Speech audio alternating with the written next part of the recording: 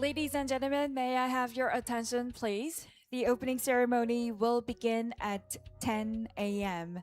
So for those of you who are still outside the venue, please make your way into the room and take your seat. Also, for us to have a pleasant experience throughout the event, please make sure your phones are turned to a vibrate or silent mode. 네, 안내 말씀드립니다. 잠시 후 행사가 시작될 예정입니다. 아직 밖에 계신 분들은 안으로 들어오셔서 자리 착석 부탁드립니다. 물론 원활한 행사 진행을 위해서 소지하고 계신 휴대전화는 무음이나 진동 모드로 전환 부탁드리겠습니다. 잠시 후 10시에 행사 시작하도록 하겠습니다. 자리 착석 부탁드립니다. 고맙습니다.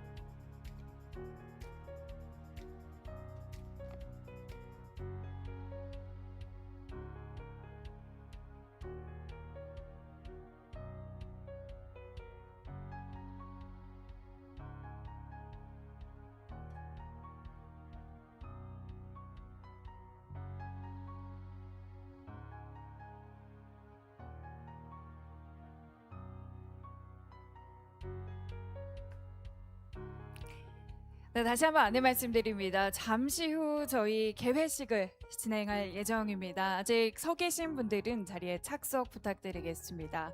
물론 원활한 행사 진행을 위해서 소지하고 계신 휴대전화는 무음이나 진동 모드로 전환 부탁드리겠습니다. Ladies and gentlemen, we will soon begin our opening ceremony, so please take your seats and please make sure your phones are turned to a vibrate or silent mode. Once again, we will start shortly, so please take your seats. Thank you.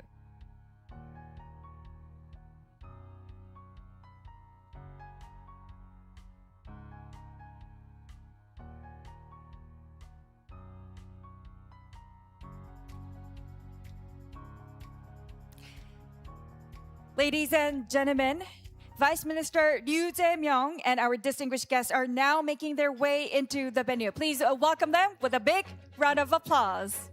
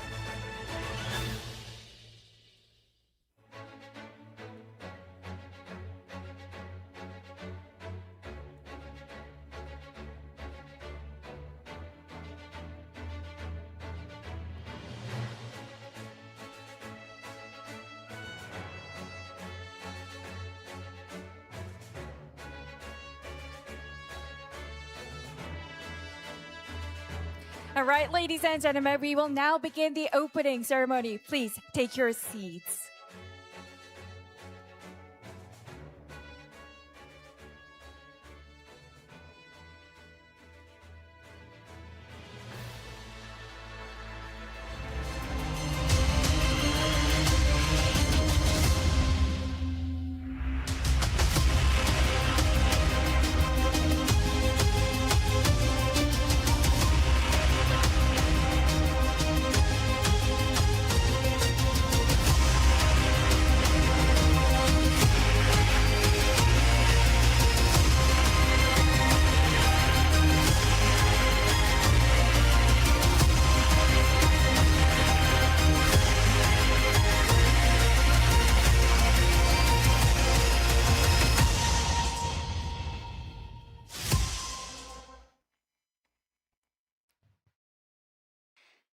Distinguished guests, ladies and gentlemen, good morning and welcome to the Global AI Frontiers at Symposium 2026.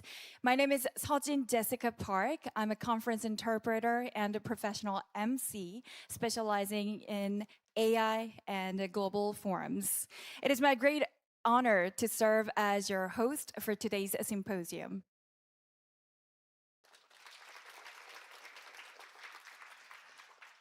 Thank you very much.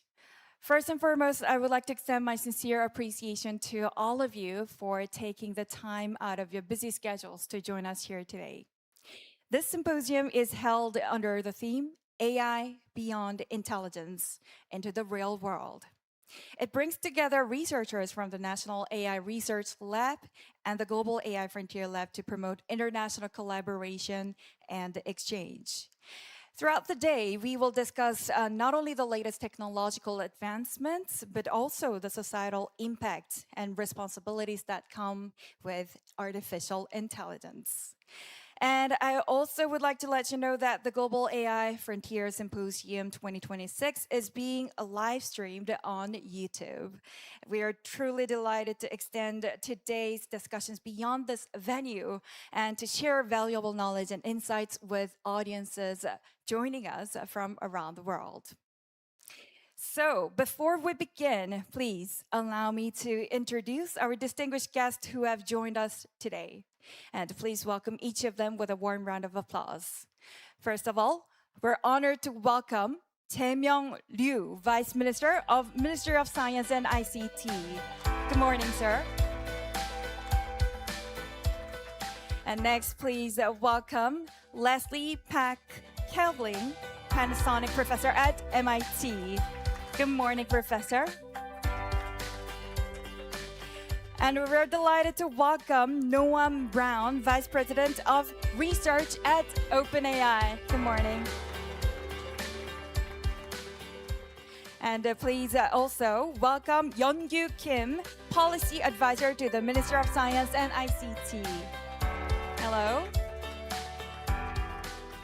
And we're pleased to welcome Jin-bae Hong, President of IITP.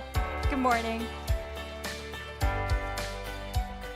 And joining us today is Chung-sik Bae, President of KAIST. Good morning and welcome. Also, please welcome Dong-won Kim, President of Korea University. Welcome.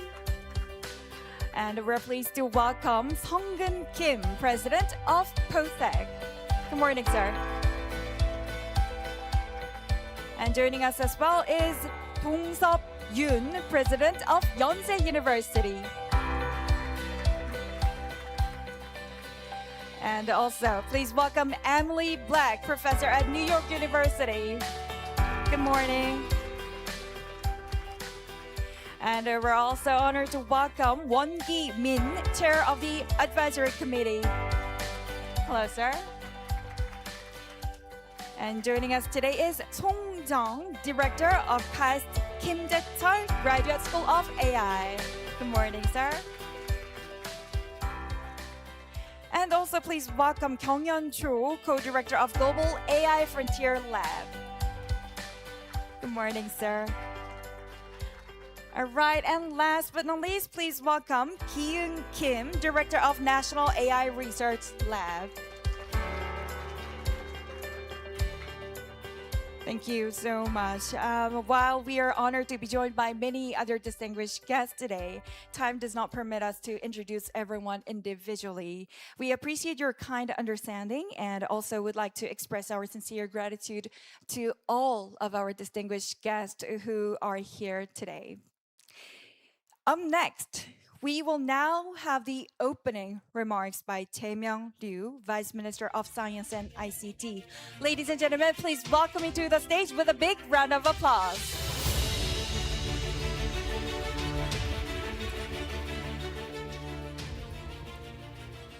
Good morning, distinguished guests and ladies and gentlemen. I'm Jae-myung Ryu, a Vice Minister at the Ministry of Science and ICT. The Deputy Prime Minister Bae is supposed to be here today, but he is now accompanying the President for the local event, so I'm enjoying the honor to be here. I extend my deepest gratitude to all distinguished guests and researchers who have honored us with their presence at today's Global AI Frontiers Symposium. First, I extend my special thanks to Professor Wesley Peck Kaelbling, and Vice President Noam Brown, and Professor Kyung-hyun Jo for traveling long distances to be with us today. I would also like to offer a warm welcome and special thanks to President Chung-sik Bae of KAIST and President Dong-won Kim of Korea University, President Sung-geun Kim of Postec, and President Dong-seop Yoon of Yonsei University for joining us despite their busy schedules. I'd like to take this opportunity to congratulate Mr. Bae Chung-sik, the new president of KAIST, who took office just a few days ago. And I heard that it's his first public appearance in Seoul area. And please join me in giving a warm congratulations, a warm round of applause.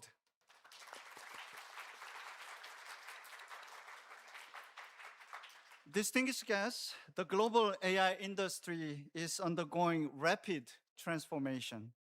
First, the performance of AI models is advancing at a remarkable pace. The Mythos model, released by Anthropic last June, took the market by surprise and even triggered export control by US government.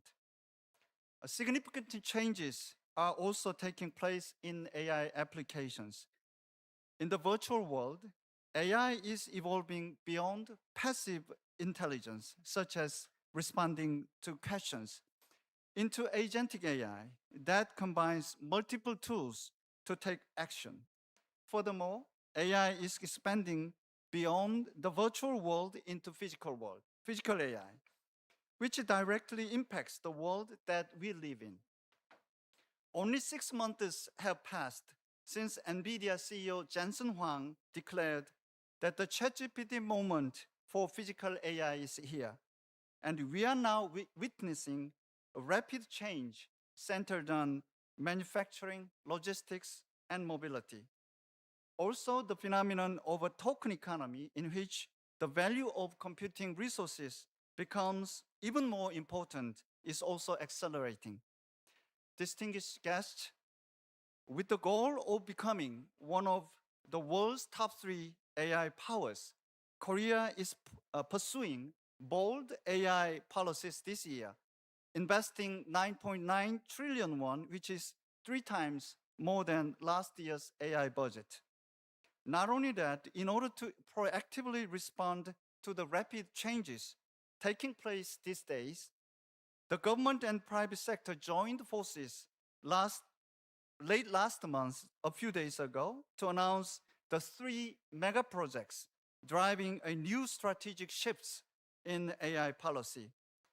First, we plan to significantly expand AI data centers, which are the core infrastructure in the underpinning AI. The government had originally committed to securing a total of 260,000 GPUs by 2030, including 40,000 by the public sector. However, we scaled up the plan by more than tenfold to build AI data centers totaling 18.4 gigawatt. 8.4 gigawatt will be rapidly established in phase 1 by 2029, with an additional 10 gigawatt to follow in phase 2 by 2035. Second, by concentrating investment in physical AI, we'll make Korea the world's leading nation in physical AI by 2030. We'll systematically secure data from a wide range of industrial sites and concentrate all our capabilities on developing world-class physical AI models. Third, we are also strategically considering the development of our own foundational AI models in order to independently and swiftly secure a frontier model on the scale of meters, which is key to national security and technological sovereignty. We are reviewing forward-looking goals and bold approaches that go beyond the existing competitive framework. Lastly, we are moving forward with the AI for All project. By enabling every citizen to use AI services, we will usher in an era of one agent for every citizen. Distinguished guests, as AI technology advances, the need for international solidarity and cooperation is only growing.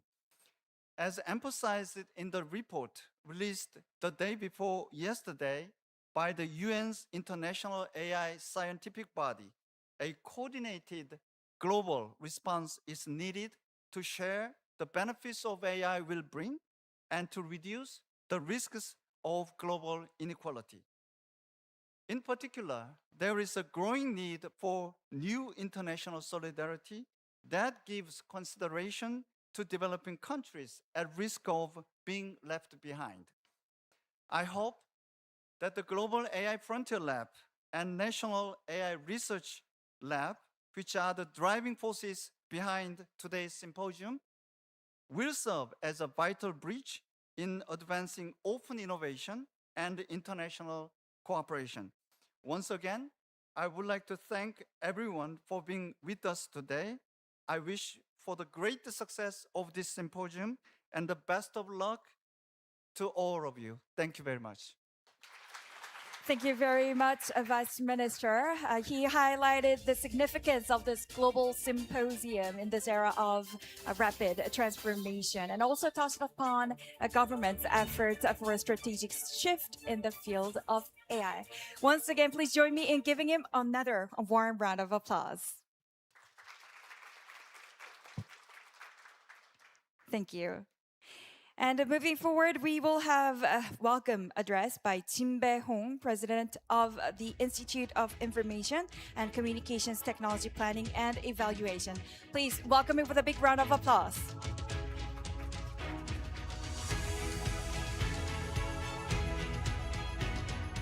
Good morning. I'm Jin Bae-hong, President of IITP, the Institute of ICT Planning and Evaluation. Welcome everyone to the Global AI Frontier Symposium 2026. First, I'd like to extend my sincere gratitude and warm welcome to Second Vice Minister, Minister of Science and ICT, Jae-myung for gracing us with his presence, as well as to President Chung-sik Bae of KAIST, President Sung-gun Kim of Post-Tech, and President Dong-won Kim of Korea University, and President Dong-seop Yoon of Yonsei University, who have joined us despite their busy schedule. My sincere welcome also goes to Professor Leslie Peck Kaelbling of the MIT, and Noam Brown, Vice President of OpenAI, who will be sharing their valuable insights through today's keynote addresses. I'd also like to welcome Professor Kyung-yeon Jo of New York University, our co-director of the Global AI Frontier Lab, as well as all the distinguished researchers joining us from home and abroad. Over the past 2 years, the Ministry of Science and ICT and IITP have established 2 global AI research hubs, one in Seoul and the other in New York, to build a strong foundation for AI-driven innovation connecting Korea and the US. Through this effort, we are continuously bringing together world-class research capability in areas such as multimodal foundation models, trustworthy AI, and physical AI, as we continue to push the technological boundaries of AI. The Global AI Frontier Symposium, which was first launched last year, serves as a platform for sharing and discussing the world-class achievements in AI-driven innovation, centered around joint researchers of the 2 AI hubs in both countries, as well as the academic community. This year, as reflected in the theme, AI beyond intelligence into the real world, we have expanded the scope of our discussion to broadly explore the evolution of AI technologies and the direction we must take, as AI is now with us in the real world. Going beyond the exchange of research findings among our joint researchers, this year's symposium will serve as a forum for dialogue and collaboration, bringing together experts from both academia and industry. We will engage in dynamic discussion across 6 tracks we have prepared today, from LLM and agentic AI to multimodal AI, AI for science, physical AI and embodied intelligence, AI for life, and trustworthy and safe AI. And I expect that the insights generated today's discussion will provide clear guidance on what we must prepare and how to move forward in the era of AI-driven transformation. I sincerely wish that the connection forged here today will become a starting point for new partnership that shape the next milestone in the global AI research. As your trusted partner, IITP will continue to stand alongside you, providing both a strong institutional foundation and financial support for your research and innovation. Once again, I'd like to express my heartfelt appreciation to every one of you for joining us. Today's discussion will inspire us to build boldly, collaborate more closely, and work together to shape the future of AI. Thank you. Thank you very much for your kind remarks. And as you mentioned, I also truly hope that this symposium will serve as a platform for international cooperation between global AI researchers. Once again, let's give him another big round of applause. Thank you. All right, next we will have welcome address by Chung-sik Bae, President of KAIST. Let's welcome him to the stage with a big round of applause.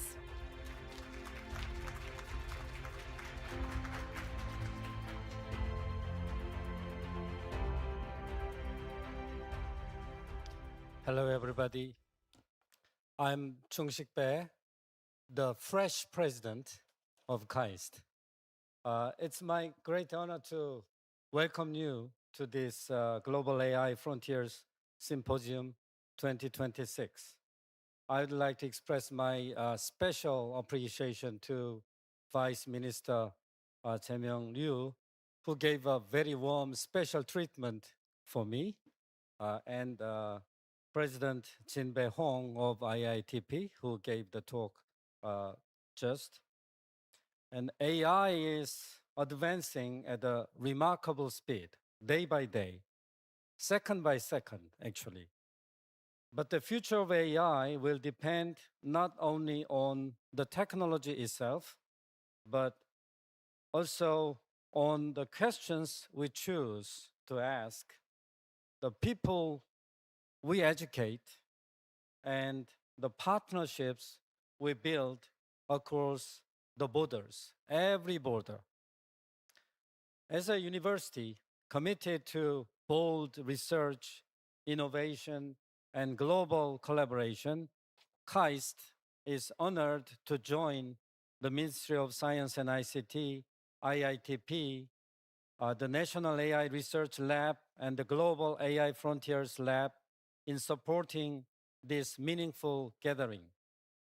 I hope today's symposium will serve as a place for open dialogue, fresh insight, and new collaborations that advance AI responsibly for the benefit of science, industry, and society. Thank you, and I wish you a very successful symposium. Thank you. Thank you very much to our Vice President. All right, so you mentioned open dialogue, fresh insights, and new collaboration in the field of science and artificial intelligence. Thank you once again. And now we would like to move forward, and we will now have the congratulatory remarks by Dong-won Kim, President of Korea University. Please welcome him with a big round of applause.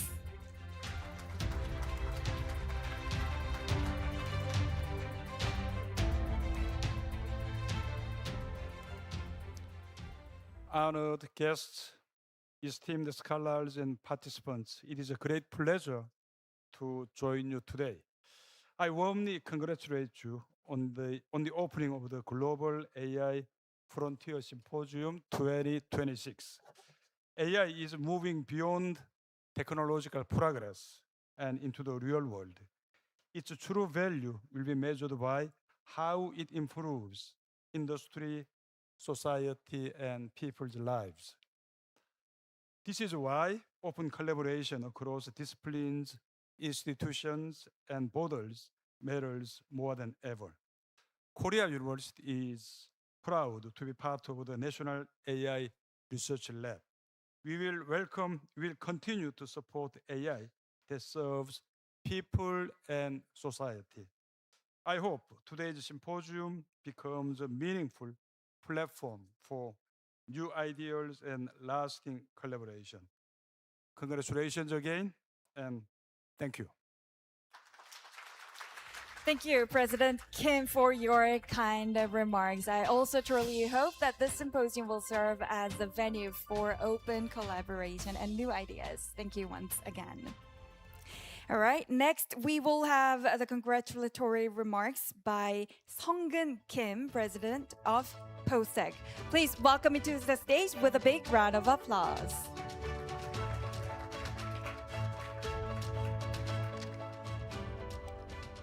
Good morning, everyone.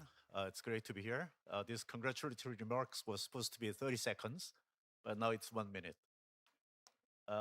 Just as we remember the Industrial Revolution that started in the mid-18th century, the future generation will remember this time as the age of AI revolution. While the Industrial Revolution lasted for 100 years and was only led by a handful of nations, the AI revolution will spread across the globe with remarkable speed, much like the pandemic that we experienced a few years ago. The AI revolution is a battlefield of fierce competitions among nations and corporations. It is also the first time in human history that we must learn to live with the intelligence that is not our own. In a way, AI is like an extraterrestrial alien that has landed on Earth and decided to stay. These extraordinarily capable aliens may replace some of our jobs, but they also will take on some difficult tasks that humans must do. Whether they become a blessing or a threat to our well-being and very existence depends on the relationship we choose to build with them. Today's theme, Beyond Intelligence into Reality, consists of 5 topics, exploring where to employ AI, and 1 topic contemplating the relationship between AI and human. Let us not be so captivated by what AI can do that we lose sight of the true nature of these unfamiliar visitors. Now is the time to ask the right questions. I'm confident that the outstanding researchers and scholars gathered together here from Korea and around the world will ask those questions together. I hope today's symposium marks the beginning of a thoughtful journey toward a healthy and hopeful future with these remarkably competent, yet still unfamiliar visitors who have suddenly arrived on our planet. Thank you.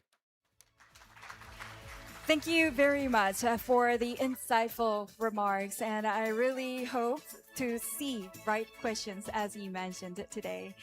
So moving forward, we will have the congratulatory remarks by Dong-seop Yoon, President of Yonsei University. Please welcome him with a warm round of applause.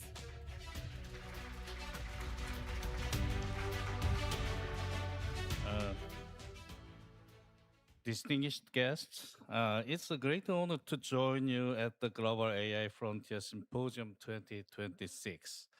Yonsei University has long believed that great research begins with great questions. And today, the most important questions are being asked in AI. As a co-PI institution of the National AI Research Lab, Yonsei brings both scale and spirit. A broad community of researchers committed to tackling AI's hardest challenges from foundational science to real-world impact. Just days ago, the Korean government announced its 3-mega project initiative focused on semiconductors, physical AI, and AI data centers. Yonsei is fully committed to working with government, industry, and academia to help turn this bold vision into reality through innovation, research, and the talent development. We are proud to stand alongside KAIST, Korea University, Postech, and our fellow institutions at this frontier. Together, I believe we can shape AI that is not only powerful, but trustworthy and beneficial to humanity. We wish this symposium every success. Thank you very much. Thank you very much for your kind remarks. AI beyond intelligence into the real world. So as the theme of today's symposium, I am looking forward to seeing fruitful discussions today.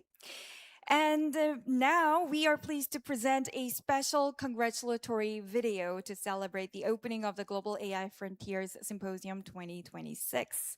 And this video features messages from Jan LeCun, who is a co-director of the Global AI Frontier Lab and professor at New York University, Professor Yejin Choi at Stanford University, and Vice President Pushmeet Kohli of research at Google DeepMind.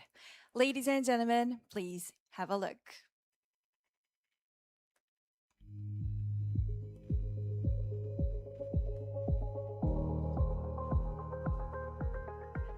It's a pleasure to send my greetings to everyone joining the Global AI Frontiers Symposium 2026 in Seoul. I'm sorry I cannot be with you this time around. I very much enjoyed my participation at the last edition. I would like to congratulate the Ministry of Science and ICT, IITP, the National AI Research Lab, the Global AI Frontier Lab, for bringing together such a fantastic group of researchers, students, and leaders to discuss where AI should go next. The next stage of AI will not be only about systems that generate text or answer questions. It will be about machines that can learn models of the world, understand the consequences of their actions, reason, plan, and interact with the real world. This is why the theme of this symposium, AI Beyond Intelligence into the Real World, is especially meaningful, important, and timely. Progress towards truly intelligent systems will require open research, scientific creativity, engineering virtuosity, and sustained work on the fundamental principles of learning and intelligence. I hope today's symposium helps inspire bold ideas and deeper cooperation towards AI that can understand the world and serve humanity. I wish you all a very successful symposium. Hello, I am delighted to greet everyone joining the Global AI Frontiers Symposium 2026. My sincere congratulations to the Ministry of Science, ICT, IITP, the National AI Research Lab, and the Global AI Frontier Lab for convening such an important conversation. We are at a moment when AI research must move beyond simply making systems larger, faster, or more capable. The deeper question is how we build AI that can understand the world, reason with common sense, and serve people across different cultures, values, and social contexts. In my own work on common sense AI and human-centered AI, I have been continually reminded of both the extraordinary potential and the remaining limitations of today's systems. They can be remarkably powerful, yet they also show us why reliability, responsibility, diversity, and human values must remain central to AI's future. That's why this symposium's theme, AI Beyond Intelligence into the Real World, feels especially timely. I hope this gathering deepens global collaboration and inspires new directions for AI that are not only technically ambitious, but also more inclusive, trustworthy, accessible, and beneficial to society. I wish everyone a meaningful and successful symposium. Thank you. Warm congratulations to the Ministry of Science and ICT, IITP, the National AI Research Lab, and the Global AI Frontier Lab on its 2026 symposium. In our work at Google DeepMind, from AlphaFold to AI co-scientist, I have seen how AI can accelerate discovery while also reminding us that reliability, responsibility, and collaboration must remain central. The symposium's theme, AI Beyond Intelligence into the Real World, captures exactly this moment. I hope today's discussions strengthen global collaboration and help advance AI that is scientifically ambitious, practically useful, and most importantly, beneficial to society. I wish you all a very successful symposium.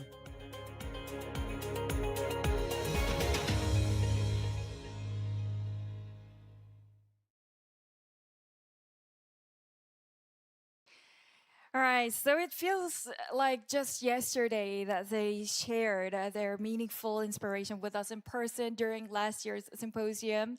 Although they were not able to join us in person this year, we're truly delighted to receive their special messages. Please join me in thanking them for their thoughtful video messages.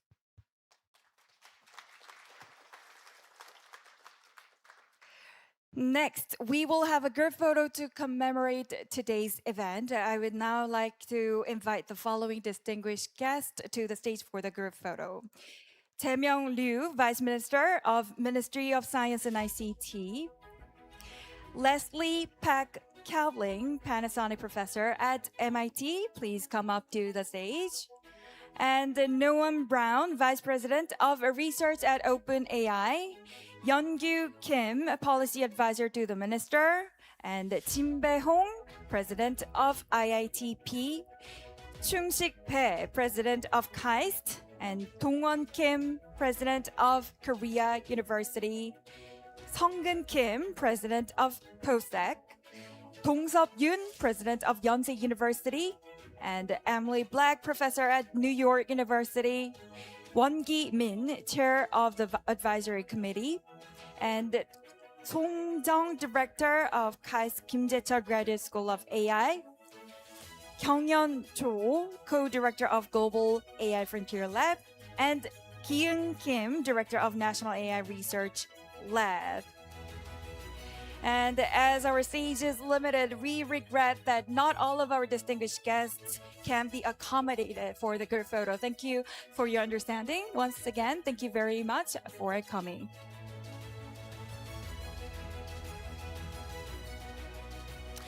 Okay, ladies and gentlemen. Please look at the camera in front of you. And 1, 2, 3. Please show us your big smile.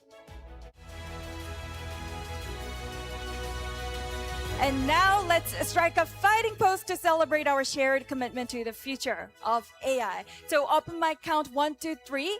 Please show us your right fist all together. Right fist. Okay, yes, like that. All right. 1, 2, 3. Fighting! And ladies and gentlemen, please give them a big round of applause. Thank you very much. You can now return to your seat. Thank you.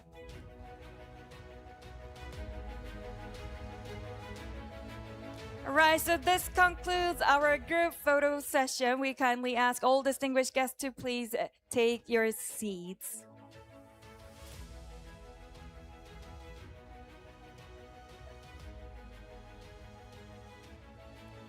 Thank you once again. All right, it is now time for us to continue with the keynote sessions as well as the deep dive panel discussion. And for that, please join me in welcoming Ki-eun Kim, Director of the National AI Research Lab, who will moderate the upcoming sessions.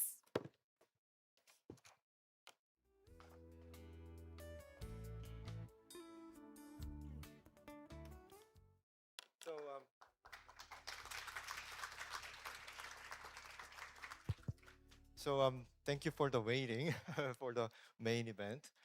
Good morning, everyone. My name is Ki-eun Kim, and I take the role of directing the National AI Research Lab of Korea. It's my pleasure to moderate today's keynote sessions and the deep dive panel discussions. Do we have Professor Leslie Kaelbling's notebook ready? We will begin with our academic keynote presentation by Professor Leslie Kaelbling of MIT. Professor Kaelbling is the Panasonic professor at MIT and a leading researcher in AI and robotics, pioneering contributions to learning and planning under uncertainty. So today she will deliver a keynote titled Rational Robots, sharing her insights on how robots can reason and act more intelligently in the real world. Please join me in welcoming Professor Leslie Kaelbling.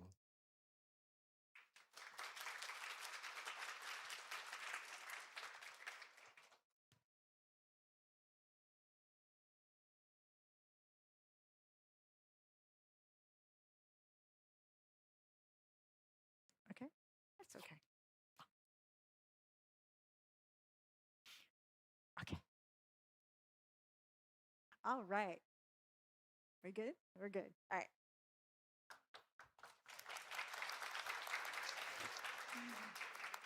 So thank you very much to all the distinguished visitors here, and I'm particularly excited to be invited here to talk to everybody, and proud of the fact that I was on Ki-young's thesis committee. So, all right, so I'm going to talk about robots.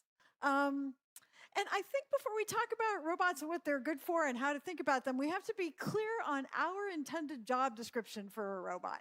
So everyone's familiar with factory robots, right, where the most important thing is precision. We've all used to thinking about Roombas. Roombas are not very precise, but they operate in pretty much any environment, right? So they're very robust. Increasingly, people are building robots that are a combination of more robust and more able to deal with variability in their domain, like a robot that might fold clothes. But we're still not really at the point of thinking about robots that can roughly solve any problem that you could solve. So my own research goal is, and has been forever, roughly, to figure out how it is, what's the underlying science that will let us build robots that are as smart as you are and as good as you are at doing things in the world. Okay, so how can we do this? Well, we only have two ingredients. We have engineers and we have data. And somehow we have to put engineers and data together in order to make intelligent robots. That's the way I think about the problem. And what we know is that engineers are just not capable of sitting there and writing down a perfect program, right? That we've learned that now, finally. I also strongly believe that unstructured learning is not enough all by itself either to arrive at intelligent robots. And so what we really need to do is figure out an engineering process that has the property that it's efficient during engineering time in terms of human factors, in terms of data, compute, everything, but that will build robots that are very effective when they go out into the world. I'm sorry, okay. And these robots have to be adaptable. They have to be instructable, right? It has to be that you can explain to them what you want and they'll do it. They need to be robust and safe and so on. So for me, the big question is, given the resources that we have available to us, what's the best way to try to build robots that are very generally intelligent? Okay, so I just want to, there's one theorem in my talk. It's not even a theorem. It's just this. Anybody who studies machine learning knows the following fact. The more complicated your model is, the bigger the thing is, the more flexible the thing that you're trying to estimate from data, the more data you need. And fundamentally, the exponentially more data you need. And so I don't think you can just take a totally generic model, or if you want to take a totally general purpose model and put data in it, you'll need really a lot of data. So what I'm going to argue is that what we should do is try to combine what we understand from classical robot engineering and fundamental computer science together with what we've learned in deep learning and figure out how to make robots. And I'll call this the rational approach to robots. I'll talk about why. Okay, so if the thing that lets us learn efficiently from data is some kind of prior knowledge, then what we have to figure out, what we have to think about is, what are the fundamental things about our world that we believe are so pervasive, so guaranteed to be true in any situation our robot finds itself in, that it's okay to build them in? And so what could those be? Well, here are the things I believe that I think are the kind of the foundational assumptions that I'm willing to put in my robot. One is, I don't know if you believe this, but I believe this. I believe we exist in a three-dimensional world filled with things and stuff, right? This is a thing. I can throw it around. It exists. I can touch it. I believe in that. I think that the effects of our actions in our physical world are sparse and local. When I throw my remote up and down, it doesn't mess up the AV people in the back of the room. And that our robots are going to have to be very flexible, that they're going to be asked by humans, let's say, to do a wide variety of things.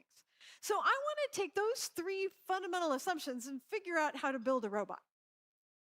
So the idea of rationality comes from philosophy and economics and a bunch of other areas, and it's fundamentally the idea that agents should pick actions that maximize their expected utility. So that's the principle of rationality. You're rational if you do that. And if you look at my assumptions, they assume that there's an external world, right? We can think about the current world. We can have beliefs about it. We have a model of the effects of our actions in the world, and we have some notion of utility. So I'm going to take those ideas and try to build out a robot. Okay, I'm here slightly making fun of maybe the most popular view in some sense of how to build a robot right now, right? The popular view of how to build a robot is you assume nothing, approximately. You assume as little as possible, and you use a bunch of data to train a black box to map the robot's observations into its actions. And that can work. There's nothing deeply wrong with it, except that you have to use really a lot of data to cover even a relatively small part of the space. So instead, I want to think about a robot that has some internal structure. The particular boxes in my model don't matter. You can think of it as roughly that the robot has a model of the current state of the world in its head. It has a model of how its actions will affect the world. It has something that it hopes for, some objective, and it has a way of reasoning. The advantages of modularity, everybody who's studied engineering knows, right? Individual modules can be tested separately and swapped in and out. Modularizing a learning problem can really take the log of the amount of data that you need in order to learn. I think importantly, different modules in my picture probably need different implementation strategies. The processing you do on a visual signal is really not exactly the same as the processing that you might want to do on language, or the way that you could think about how to plan a trip to Seoul from Boston. Interestingly, also, what my colleagues in brain and cognitive science know very well that brains are very modular, that the capacity for reasoning is really not related to the capacity of language in a brain, that reasoning about physical systems is in a different place than reasoning about social behavior and so on. And if nature figured out that that kind of modularity was useful for brains, then maybe it's also useful for robots. So I take inspiration from that. Okay, so based on that substrate, I'm going to show you a set of research results that have happened in my group that I think are some way, they don't all hang together into a complete story about how to build a robot yet, but I think that they give us evidence that this rational, more reasoning-based, more model-based approach, which is not inconsistent with learning, can help us build robots that might really be as intelligent as you. Okay, so let me start just at the first point about perception, which is this. One of the most important things that's happened in, I would say, in machine learning for AI, especially for robotics, for embodied AI, is these advances in computer vision that have gone beyond talking about images and going from a single image, going, in this case, from that one image in the upper left-hand corner, into beautiful 3D models of what's going on in the world. And they do that by inferring the shapes of the backs of the objects that they haven't even seen. So what this does, and this is a piece of work that a student of mine did, but many other people have done versions of this. But the important thing is the idea that you could have in the head of a robot a reasonable three-dimensional model of the situation in the world is actually, it's quite plausible now. So that gives me a lot of hope and enthusiasm for the rest of the work that I'm going to talk about. Okay, the next thing is I want to talk about causal understanding of the robot's actions in the world and what that can do for us. And in particular, I'm going to talk about it in the context of a system called TipTop. I'll explain to you. So this is a robot system. It takes in a single image looking down, let's say, at a scene, and it reconstructs it using methods like the one I showed you before. So it builds an internal mental model. At the same time, it's able to get a description in language of the objects in the scene. And it also calls some models that give it insight about, for instance, how to grasp things, right? So it gives us, where should I put my hand on this object so that I can pick it up? And we take this representation of the scene that we just looked at and we put it into a planning algorithm. I'll talk a little bit more about that. And out of that planning algorithm comes behavior. So what's important is to think about the kind of model that planning algorithm uses. How does it think about, how does my robot think about the effects of its actions in the world? So I like this picture. This picture is inspired by a former postdoc of mine, George Konadaris, who liked to talk about the low-level state of the world as a swamp, right? In a swamp, there's nothing that specifically sticks out. And you could think in a swamp about taking actions down at some low level, swimming through the swamp. But it's very hard to reason about that. What we're good at reasoning about is abstractions. Right? So abstractions like, oh, I can hop to this rock or I can get to the other side.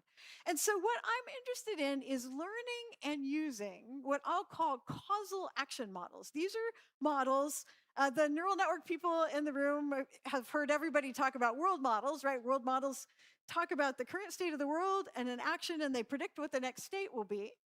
I'm interested in learning a kind of world model, but a much more abstract one, using methods that some people would call neurosymbolic. So I'll illustrate that for you.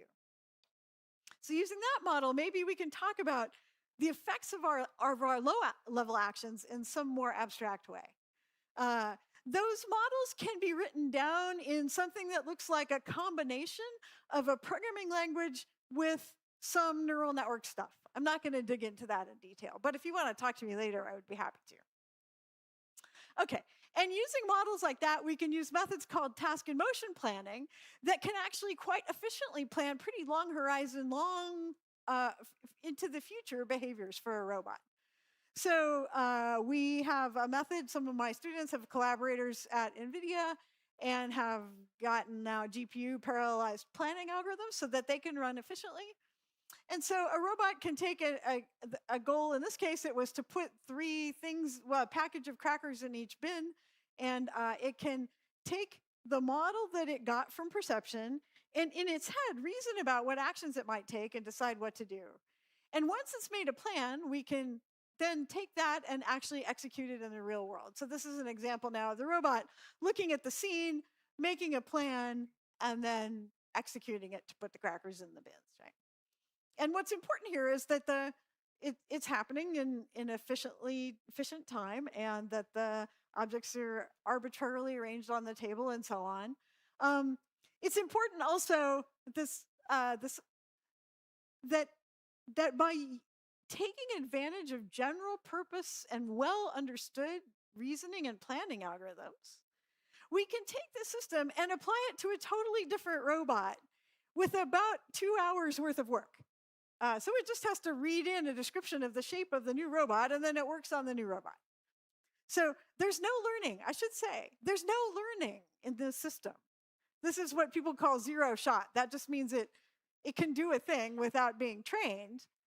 There was learning in the perception part, but the reasoning part is just reasoning, and it's very robust. And it applies to other kinds of actions. So we can take a low-level action, in this case, erasing the board, and characterize it as a causal action model and put that in, and the robot can compose what it already knew about picking things up and putting them down with erasing. And now you can tell it to erase the board and put the marker away, and it can do that too. Okay, I'd show you one more video. This is a comparison of our system with what was 6 months ago the state-of-the-art vision language action model from Pi, called Pi 0.5. We asked it to put the coffee pods into the rectangular tray. Okay, so our robot is actually still thinking about what to do, whereas the Pi robot already started. But what you'll see is that in a minute, our system has figured out something, which probably you all figured out too, which is if you have to put 3 coffee pods on that tray, you better get the Coke can out of the way. But to figure that out, you have to actually think ahead, right? You have to actually say, oh, I see, I have to move that thing out of the way so that I can do this, which is a kind of fairly deep causal reasoning that most of the current robot models are not capable of doing. So that's important in order to succeed. In order for a robot to come into my kitchen, I would like it to be able to at least do this, right? So, okay, there's many more movies and so on. If you're interested, you should go to that website, tiptop.github.io, and you can see that. Okay, I'm going to skip ahead. I just wanted to show you this movie. First of all, to show off my Korean robot from Rainbow Robotics. So what we're doing is we're now combining that the ability for the robot to localize itself in the room, along with some reasoning about uncertainty, along with the ability to pick things up and put them down to solve longer horizon problems. So this, again, is just an illustration of the importance of modularity. We have a good modularity now for doing good module for doing manipulation. We have modules for doing navigation and state estimation. We can put them together and without too much trouble build a kind of a composite system. Okay, now I want to talk about learning human intent. First of all, what I want you to do is just watch this video and imagine that you're a robot and you come to my kitchen and I do this thing and I say, tomorrow I would like you to do this. So I want you to think about, what would you learn? What should you learn? What should you learn from this video? I don't know. Does anybody want to volunteer? No? What did you learn? Okay, well, I won't force you. You're not my class.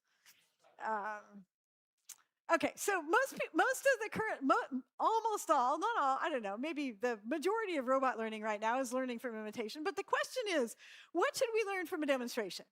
It's really an ill-posed question, right? We could try to learn the robot's trajectory and just replay it. Or maybe we could learn the robot's trajectory at least relative to the objects it was working on. Or maybe we should learn what people often learn is a mapping from the hand images to robot controls. Or maybe we should just learn how the objects moved or where the objects ended up. So it's really ill-formed. No one really says what's the right level of abstraction of what you should learn from a demonstration.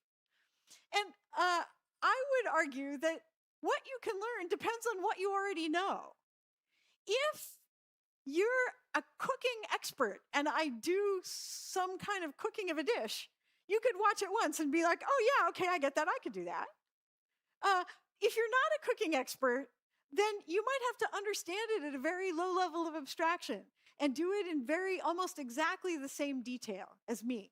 So if you understand, you can learn a very abstract description and repeat it in very different circumstances. If you're a cooking expert, you could do it with different ingredients, right? If you're not a cooking expert, you get completely freaked out when you don't have exactly the same thing.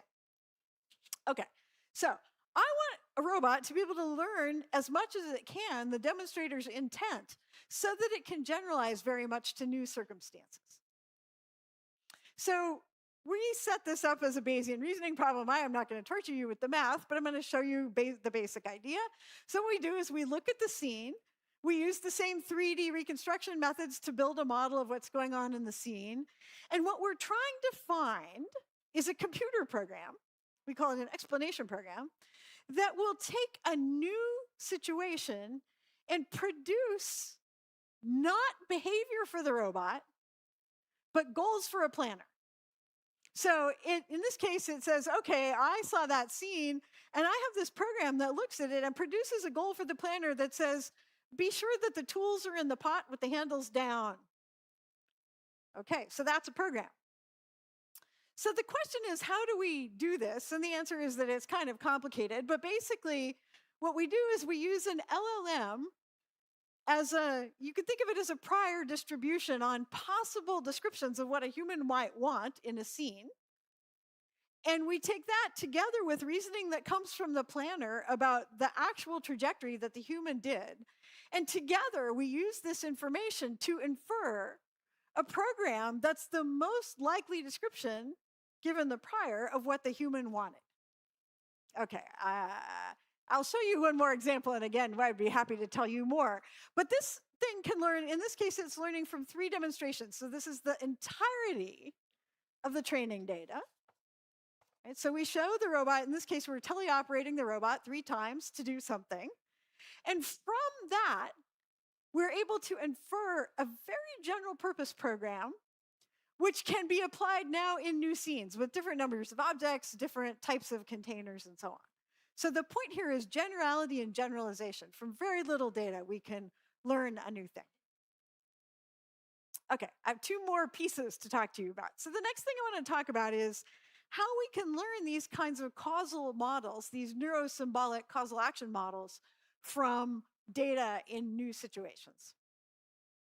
So here's, again, some kind of funny training data. This is my student, Nishant, kind of pretending he's a robot.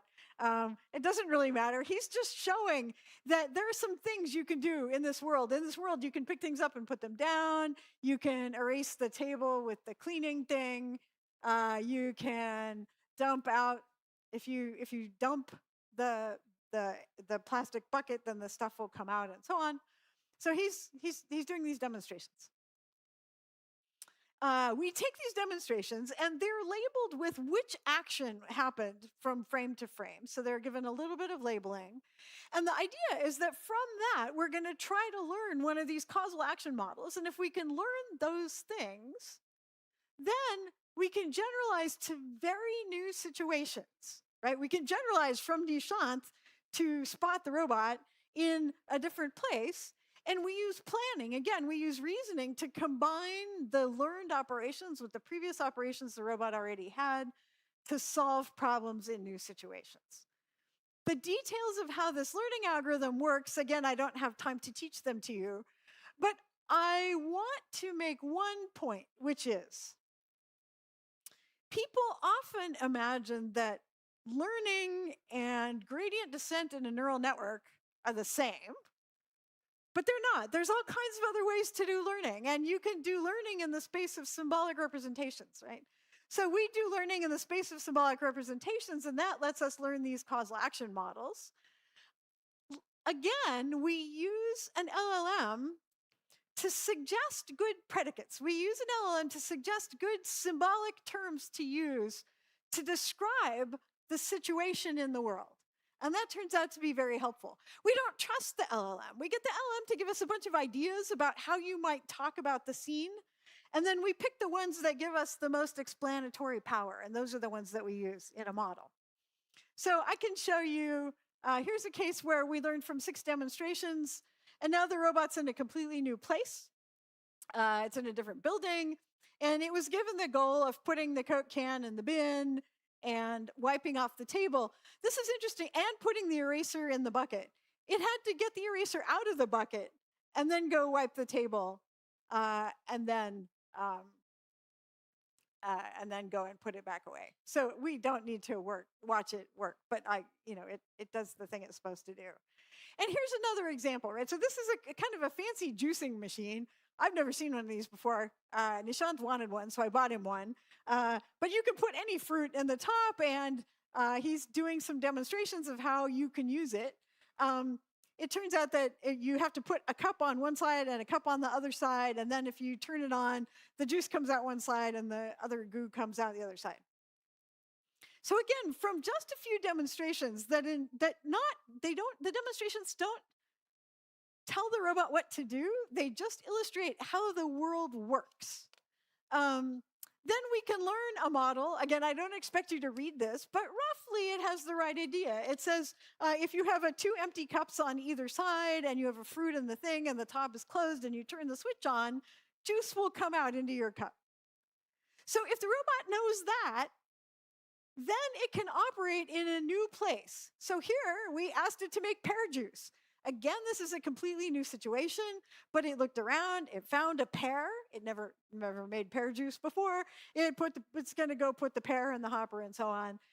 In this case, it needs to replace one of the cups, but not the other one. So it's not following an exact strategy. It's understanding the situation, reasoning through the causal model it learned, and trying to decide how to behave.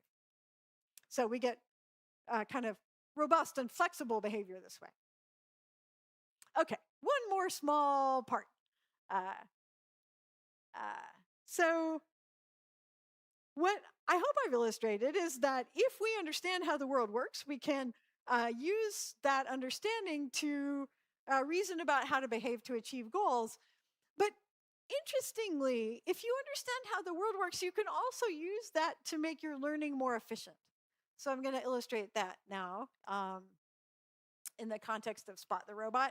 So here, imagine that I have sold you a robot.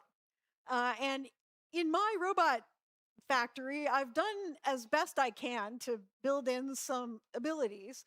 But of course, your house is different from my factory, and it's going to have to learn some things about how to operate in your house. But we want whatever learning it does in your house to be as efficient as possible, right? We don't want the robot to take forever and break a lot of things while learning to behave in your house. So we imagine the robot has some free time, and it's going to use its own ability to reason about its uncertainty to decide what actions to take and what things to practice.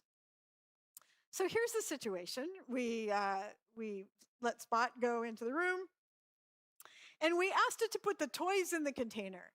And it makes a plan to put the toys in the container. It thinks the most efficient way to do that would be to use that brush to sweep them off the table. So first, it figures out that it needs to have some more free space. So it moves the little chair out of the way so it can get closer. And it goes and it picks up the brush and says, okay, I'm going to sweep those things into the bin. But it's a new robot and it doesn't really have the right gain parameters, velocity parameters in the sweeping controller. Okay. So now you're upstairs asleep and the robot is downstairs and it's like, okay, I am going to figure out how to do this better. So it decides that it's bad at sweeping and it's going to practice sweeping.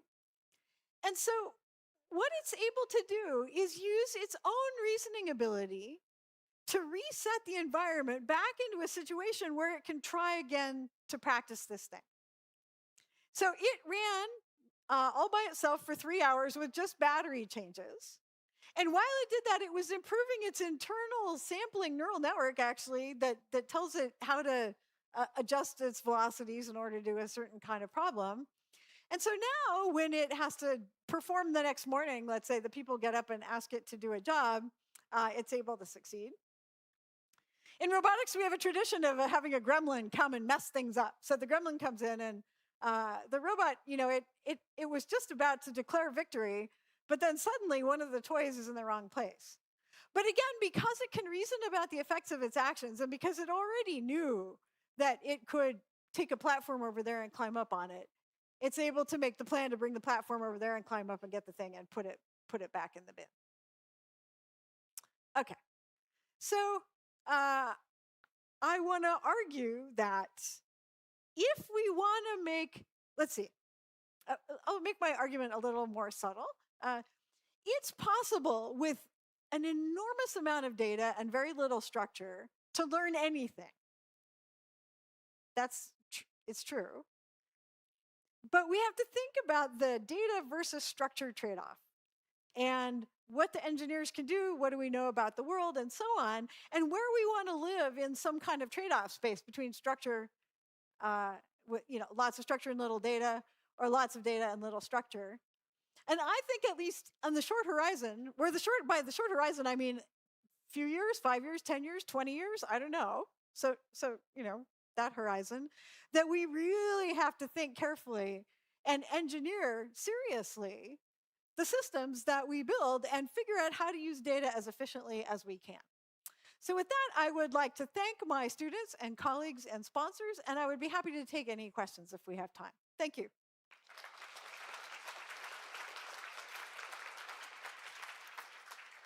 Thank you, Professor Kaelbling.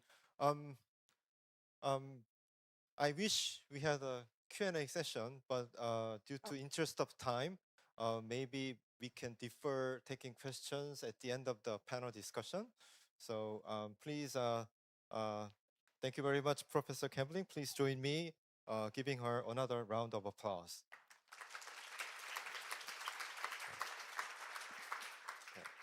So next, it is my great pleasure to introduce our industry keynote speaker, Dr. Noam Brown. He is VP of Research at OpenAI. He is also a leading researcher in AI reasoning, reinforcement learning, self-play, and multi-agent AI. And he has played a key role in advancing LLM's reasoning models. So today he will speak about implications of large-scale test time compute. Please join me in welcoming Dr. Brown. Okay, thank you all. It's great to be here. Thank you for having me. I'm very excited to talk about the implications of large-scale test time compute. So the motivation for this talk, so for starters, to give a brief summary of what I'm going to claim with this talk, my overall claim is that I think we need to rethink AI evaluations in an era of large-scale test time compute. I think the way that we are evaluating models today is actually incorrect, and we can do a lot better. The motivation for this is actually the release of GPT 5.5, which came out just a couple months ago. And when GPT 5.5 came out, you can see that on the benchmarks, it's doing better than previous models. Things like Terminal Bench is getting 83% instead of GPT 5.4, which is getting 75%. CyberJMO is getting 82% instead of GPT 5.4 getting 79%. So overall an improvement. But people looked at this and they thought, well, this doesn't seem like a huge improvement. It doesn't seem like a massive step up. And it's only after they had time to play with the model and experience it firsthand that the sentiment changed and people appreciated that this is actually a very significant step up from the previous models. So why are the evaluations not telling the full story? Why do people have to play around with it and see for themselves how good the model is? Well, it depends on how you measure the performance of the models. So here is CyberGym. And again, like as I said, compare GPT 5.4 to GPT 5.5, you're only going up about 3 percentage points. Doesn't seem huge. But if you plot it this way, so here we have output tokens on the x-axis. This is the amount of tokens that the model generates to arrive at its answer. And the y-axis is the score, and this is for a different cyber evaluation. And again, we're comparing 5.5 to 5.4. And here, you can see that actually 5.5 is doing much better than 5.4. So what's different? The difference is that 5.4 is thinking for a lot longer. And when I mention this to people, they ask me, well, why don't you just have 5.5 think for a lot longer? Why don't you just have them, and then the response to that is, well, how long should they think for? And then typically people tell me, well, you should just keep running them until the performance plateaus. And this is the problem. The problem is that with the most recent generation of models, the point at which they plateau is actually very far out. So to give some examples of this, I'll get to the examples in a second. So how far can we push the models? When O1 came out, I mean, even before O1 came out, if you look at models like GPT-3, when those first came out, if you gave them a budget of, $1 million and said, okay, how far can you push GPT-3? You really cannot get better performance than you could get if you gave the model a budget of $10. When we released O1, O1 could operate effectively over a horizon of many seconds. And then you get to O3. O3 came out early 2025, and that could operate over the span of minutes. Last year, we created a model that got a gold medal in the International Mathematical Olympiad. This was the premier mathematics competition in the world. This was able to operate for hours at a time. But today, with scaffolds, and even without scaffolds, you can get these models to operate effectively over the horizon of days or even weeks. So to give some examples, this is from Andrei Karpathy. This is experiments that he ran. The y-axis, so this is actually an ML research experience. He was trying to get AI models to do machine learning research. And the y-axis is the performance of the output. The lower is better. And the x-axis is the number of experiments that he ran. So basically, the model would run an experiment, and then after the experiment ended, it would run another experiment, conditioning on the results from the previous experiment, and so on. And so even after hundreds of experiments running over for more than a week, the performance kept improving. This is from the AI Security Institute. This is evaluating several models on cybersecurity. And you can see models like GPT 5.5 Cyber, Mythos. The performance goes up very rapidly. The x-axis here is the number of tokens that the model is generating before finishing. And the y-axis is the success rate on the cyber evaluation. And again, the models can run for 100 million tokens and keep improving. And in fact, they could keep running for longer. They're still improving after 100 million tokens. The only reason why it stops at 100 million tokens is because the AISI just said, like, we cannot run this for longer. It's taking too long. We don't necessarily have the infrastructure to run it for longer. And if you look at the report, they will say that if more inference compute was put into the evaluations, the performance seems like it would keep going up. Now, one thing you should notice here is, again, the weaker models, if you look at GPT-4o, if you look at Claude Sonnet 3.7, they actually do plateau, and their performance does not keep going up the same way that the more recent models do. And so that's why I really want to emphasize that this is a more recent phenomenon that we're experiencing now, that as the models have gotten better, they are better able to leverage test time compute. They're better able to operate over longer horizons. And so evaluating them has recently become much more difficult. Okay, so how far should we push them? Well, one answer might be that, like, well, we can only push them so far because eventually we just run out of time. You can't have evaluations that run for months, and so there's some time limit where it's just not really feasible to run them anymore. The problem with that is that you can actually parallelize the thinking of these models.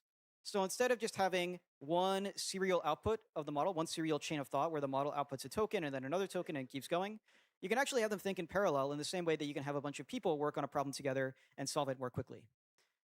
So this is the idea behind multi-agent AI, and there's already some techniques for doing this. We have, for example, best of n, where you have multiple models operate independently, output an answer, and then you have another model or some criteria for deciding which output is best.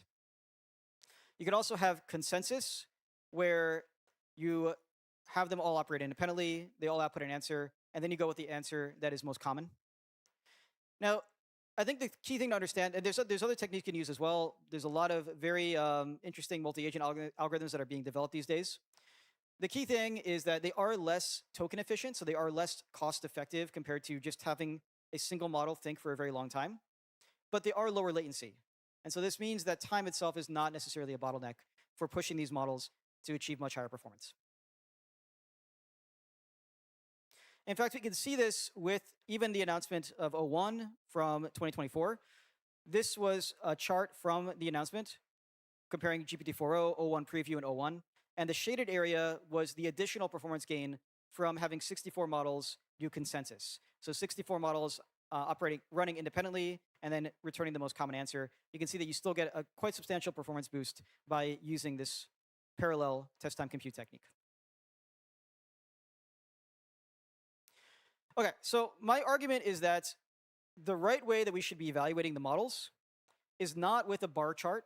It's actually with an x-axis, where the x-axis is either cost, tokens, or time. And in fact, there are several benchmarks that have already adopted this way of evaluating models. It hasn't caught on universally, but it is starting to catch on.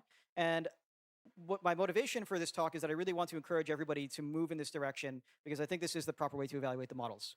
Here, for example, this is ARC AGI2, where they have score on the y-axis, and the x-axis is cost per task.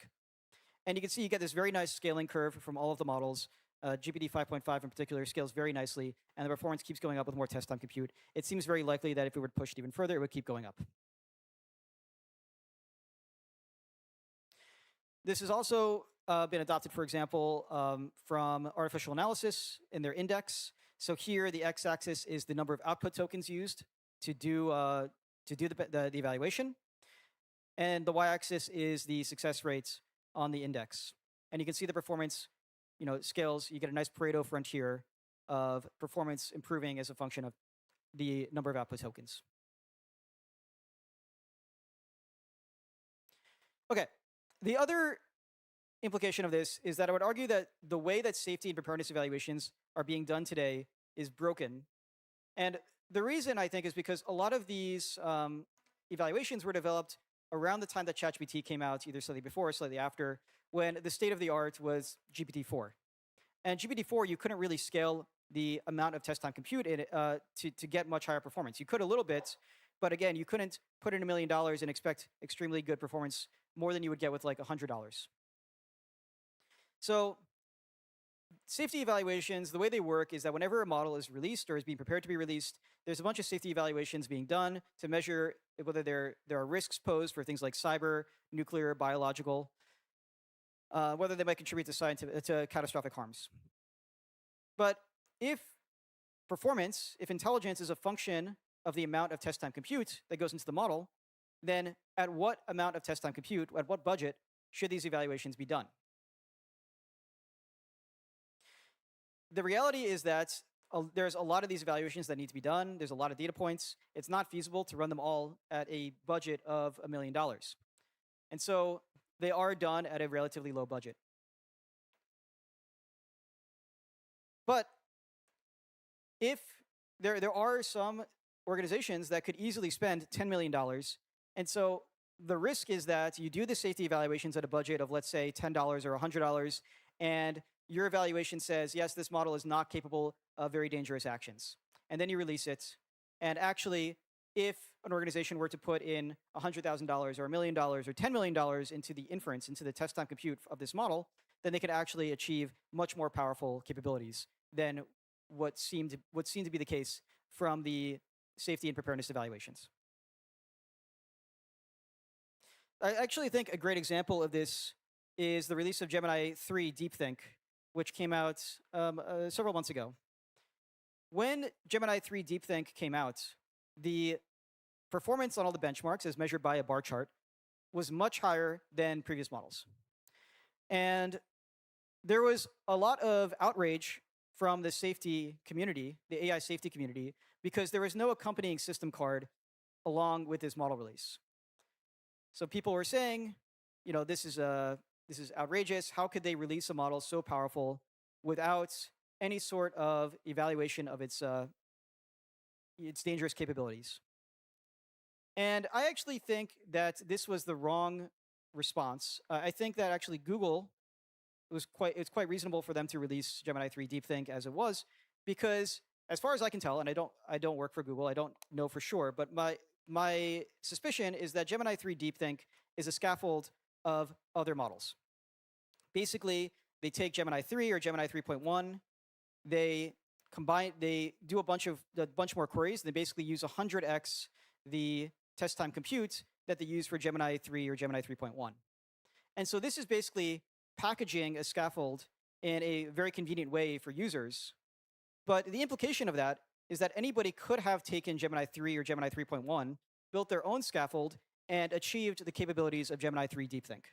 So in other words, Gemini 3, these capabilities, the capabilities of Gemini 3 DeepThink, were already available to anybody willing to spend that amount of test time compute. Gemini 3 DeepThink amounts of of test time compute using Gemini 3 or Gemini 3.1. And so I think the outrage was misplaced from the AI safety community. I think it was because they were not accounting for test time compute in their evaluations. And the real answer should have been that when Gemini 3, the Gemini 3 Pro was released, they should have done evaluations as a function of test time compute.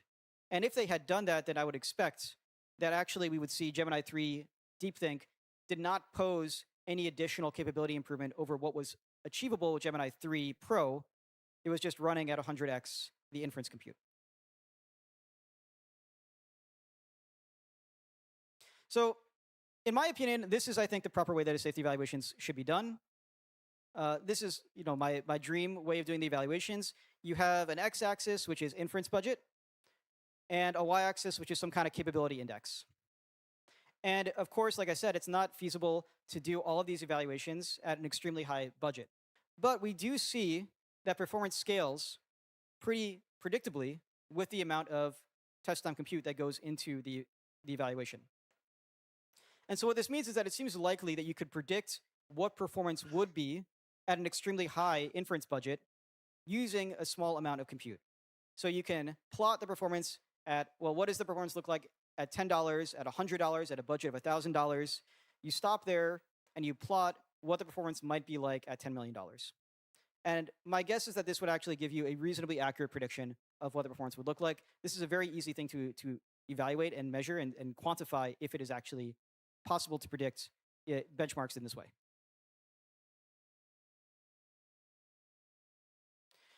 Okay, the other implication of this is that long horizon safety evaluations are very difficult. So we don't really think about models operating over the span of months currently. Usually when we run a model, we're running it for a single query, maybe a series of queries, but they're operating over the span of at most hours, maybe days, and then you start a fresh thread and it all starts over. And I don't think that is going to stay that way forever. I think we are going to move to a world where agents operate over the span of, for example, months, possibly longer, possibly indefinitely. And the problem with that is, how do you know what the behavior of the model will be like after it has been running for 3 months? The only way to know for sure is to actually run it for 3 months.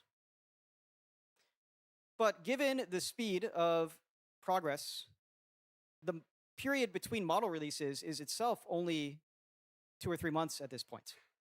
And so we are quickly approaching a point where the operating horizon of these models exceeds the time between model releases.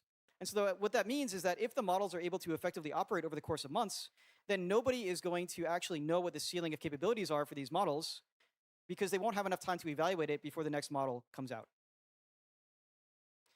I think that to some extent, this is actually the world that we are in today. That I don't think people know the ceiling of capabilities for the models that are out today, because they have not been out long enough, and they will not be out long enough before the next series of models comes out.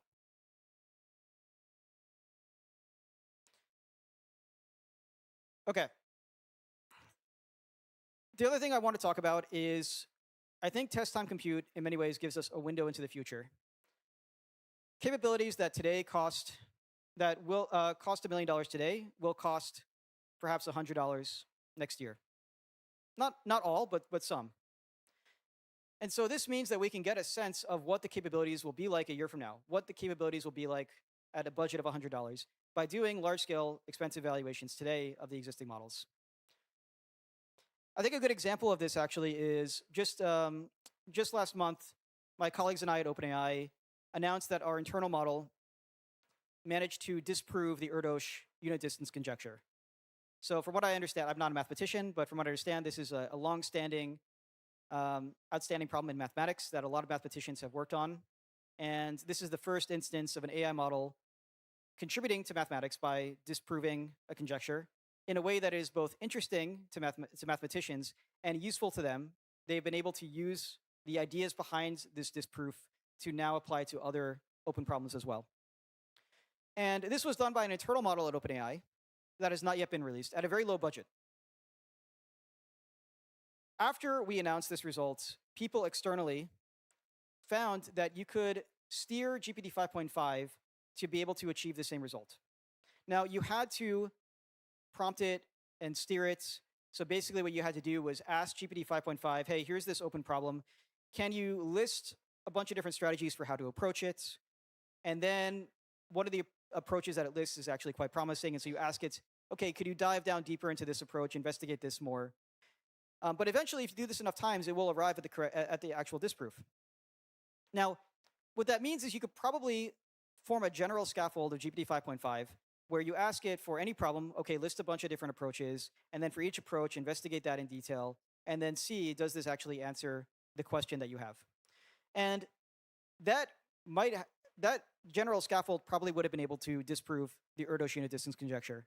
Now, the budget would have been a lot higher. The budget would have been anywhere from $1,000 to $100,000. I'm not really sure. It's rough ballpark.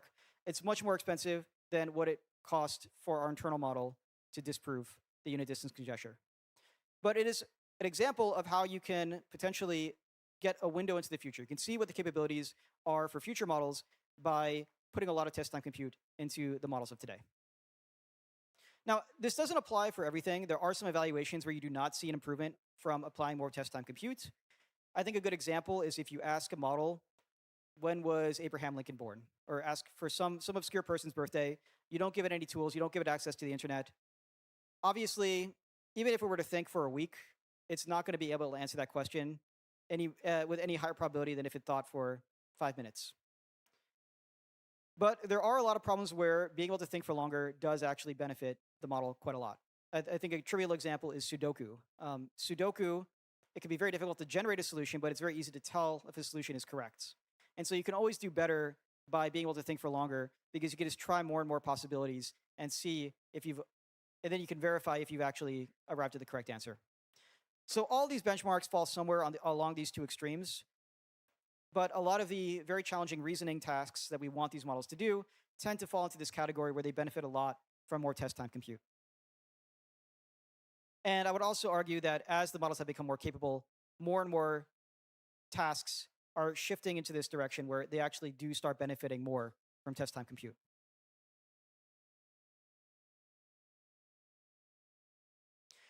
Okay, so where does this go? I would argue that there is still a lot of room to push test time compute much further. If I look at the evaluations that are being done today, for example, by the AI Security Institute, the budgets are still very low. And I don't think, we're talking like maybe less than $1,000. And I don't think that people have had the time to experiment with what happens with the latest models if you put a lot of test time compute into them. Hundreds of thousands of dollars, millions of dollars. Obviously, this is very expensive very expensive experimentation to do. It takes some time. It takes some very careful iteration. But I think that if it were done, the capabilities of these models would be much higher than what you're seeing today, than what the benchmarks show today. This leads to much higher inference compute, but I would also argue that it leads to much more capable models. And I would argue that for some problems, and you might say, okay, well, does anybody really want to spend $1 million on a single problem? And I would argue that yes, there are some problems that really do justify spending millions of dollars on inference. To give some examples, think about a proof of the Riemann hypothesis. The prize for solving the Riemann hypothesis is $1 million. So at the very least, you should be willing to spend $1 million on inference to solve this problem. There's also things like new life-saving drugs. Companies spend millions, sometimes billions of dollars on discovering new drugs because there's so much value in being able to do that. So there are these very important problems that we face where we are willing to spend huge amounts of inference compute to arrive at a better answer.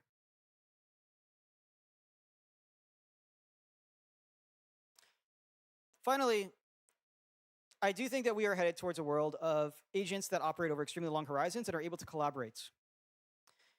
If I think about what has led to the achievements that humans have achieved today, we have space travel, we have nuclear power, we have very impressive AI. Is it that humans have humans evolved to become smarter over the past 10,000 years? It seems unlikely. I think what's really responsible is billions of people over many millennia building off of each other's prior knowledge, working together, sharing knowledge. And this has allowed us to go from being cavemen to where we are today without having evolved further. And in many ways, I would argue that the AIs that we have today are the cavemen of AI. They don't build on each other's knowledge. They don't share knowledge. We don't have agents that are collaborating in a large-scale way. But it seems likely that we can get there.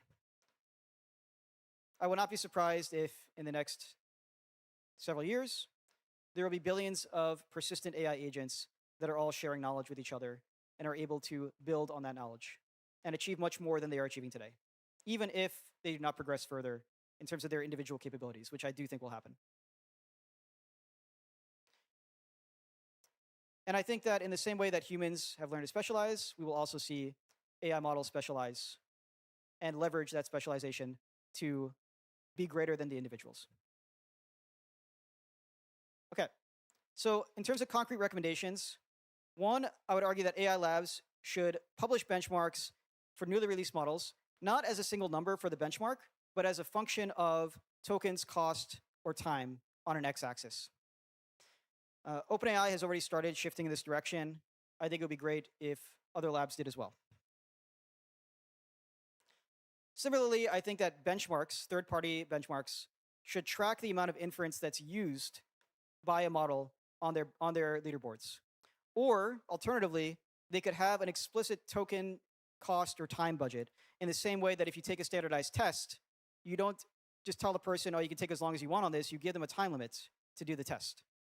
AI models should have limits as well, budgets. And finally, I think preparedness frameworks and responsible scaling policies should explicitly account for the amount of test time compute when determining whether a model crosses a safety threshold. Okay, thank you very much.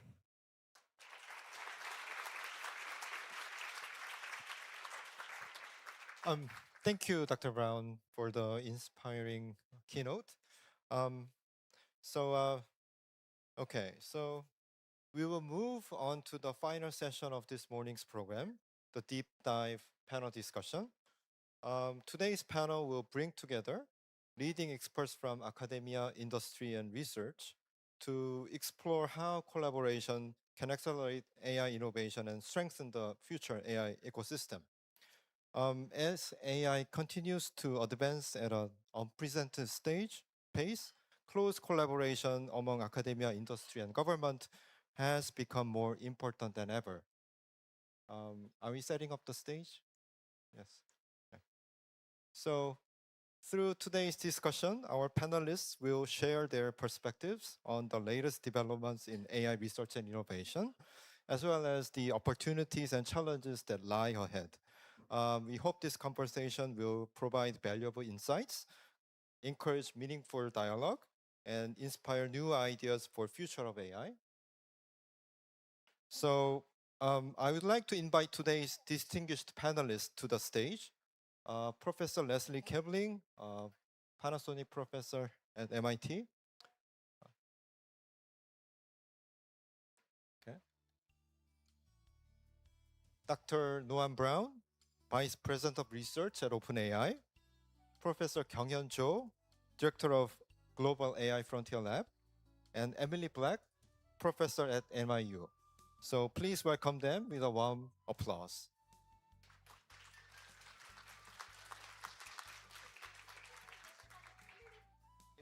Okay, we will start the panel discussion within a minute. They need some time to set it up.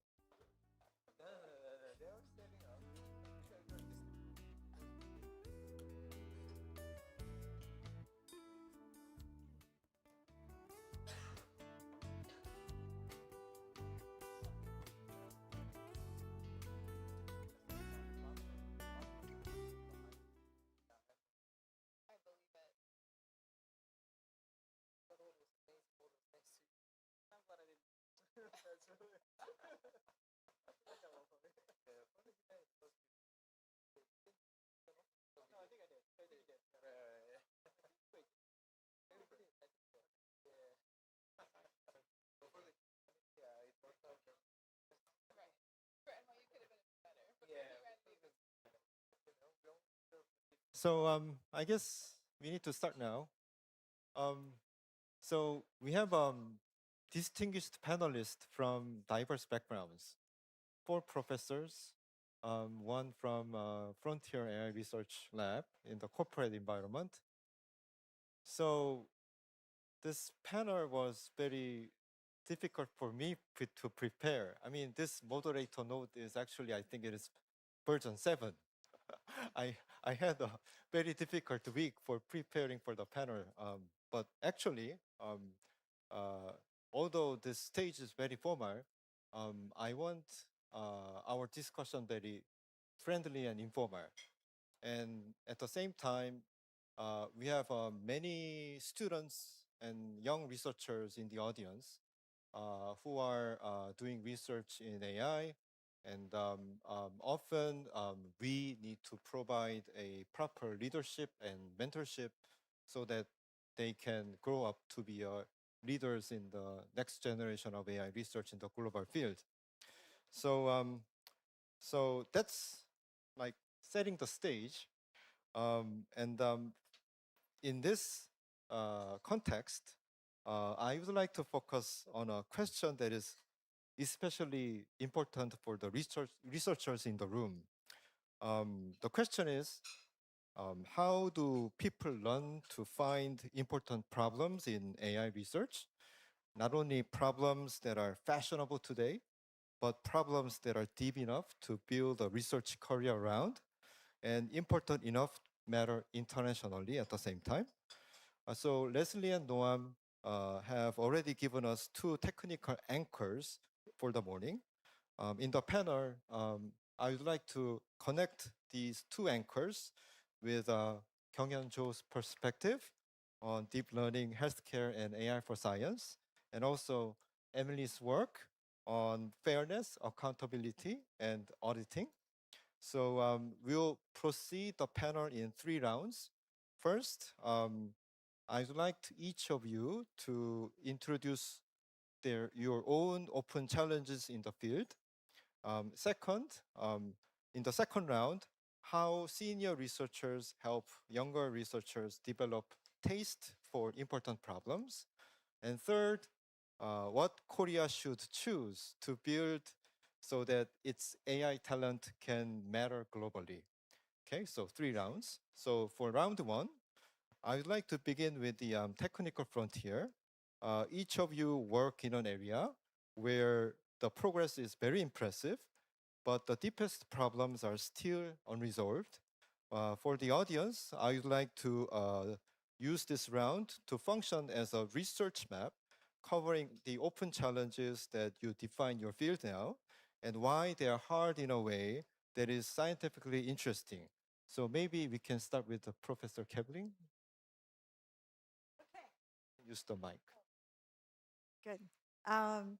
Okay, so those are interesting questions, Kyung. I guess the thing that I would raise for the technical challenge, which I embarrassingly didn't even discuss in my talk, and which we've both worked on in research, is memory and partial observability. So almost all the work right now in robotics that anybody is doing involves a robot looking at a scene where it can see approximately everything. But once the robot is operating in your house or in this building or in a hospital and it's operating over the course of weeks or months, it's going to have to remember things about what it's done and use what it remembers in order to perform things, right? And so we understand something Noam taught us a lot about using kind of token streams as a form of memory. But token streams as a form of memory or even writing files might be not enough to help you remember where you put the salt shaker or how to navigate back downtown. And so I guess I think for me, for robotics, a huge thing is partial observability and memory. Thank you. Noam, would you like to? Yes, yes. Yeah, research challenge. Yeah. So some of the problems that my team and I are working on these days basically focuses on getting agents to operate effectively over very long horizons. we've already, like as I mentioned in the talk, we've had a lot of success pushing the operating horizon of these agents quite far so far. That I would say they're quite effective over the course of hours. But if we want to push that even further, get them to operate over weeks, and not just operate, but operate very effectively over the course of weeks, I think we still have a lot of work to do. The other direction that we're pushing on, among others, is getting agents to cooperate, so multi-agent AI. So there are techniques that you can use today, for example, best of n, which I talked about, basically having a bunch of agents operate independently, and then having them all solve the problem and then taking the best answer among them. But there are more sophisticated things that can be done. And for example, at the very least, you could have them not all operate completely independently. You could have them split up the work in a more cohesive fashion. So there's a lot that can be done there to improve the coordination between agents. And I think these things go hand in hand. And I think also that we can improve the ability of the agents to interact with humans. If they're getting better at interacting with each other, maybe they can get better at interacting with humans as well. Thank you, Noam.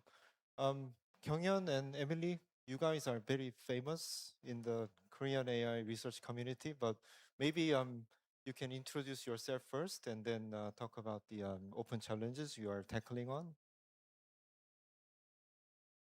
Yeah, I mean, so hi everyone, I'm Kyunghyun. Yes, I'm a professor at NYU and also co-directing the Global AI Frontier Lab. I'm actually going through a bit of a research identity crisis these days, so it's really difficult for me to decide, what is the open problem that I want to solve. But one thing that I started to get really excited by is this availability of all those amazing models that allow us to do the coding as well as the mathematics, because this now started to give me a freedom to think about the problems that I thought I could not actually work on before, but using these tools to try to approach them very differently. So one of the examples is the causal inference and discovery, as Leslie pointed out. Super important problem, but super difficult problem. I tried my best to read the textbooks, trying to read the papers, trying to come up with the better causal inference algorithms, or trying to come up with the better discovery algorithms, or even trying to show some identifiability of the different setups. I've never been able to do that. And then that's really frustrating, because I do agree with Leslie and most of the people here is that the causality is super important for the intelligence to go to the next step. But somehow I couldn't actually contribute at all before because of all those technical details and then my inability to come up with a new algorithm suddenly. But now, because this kind of algorithm design and implementation part have been essentially automated, so I call it, let's say, we're now in an industrial era of the coding and then algorithm design. So I can really focus on the problem setup and then trying to see what are the problem setups that actually matter that now we can tackle. So in a sense, I call it like statistics upside down these days.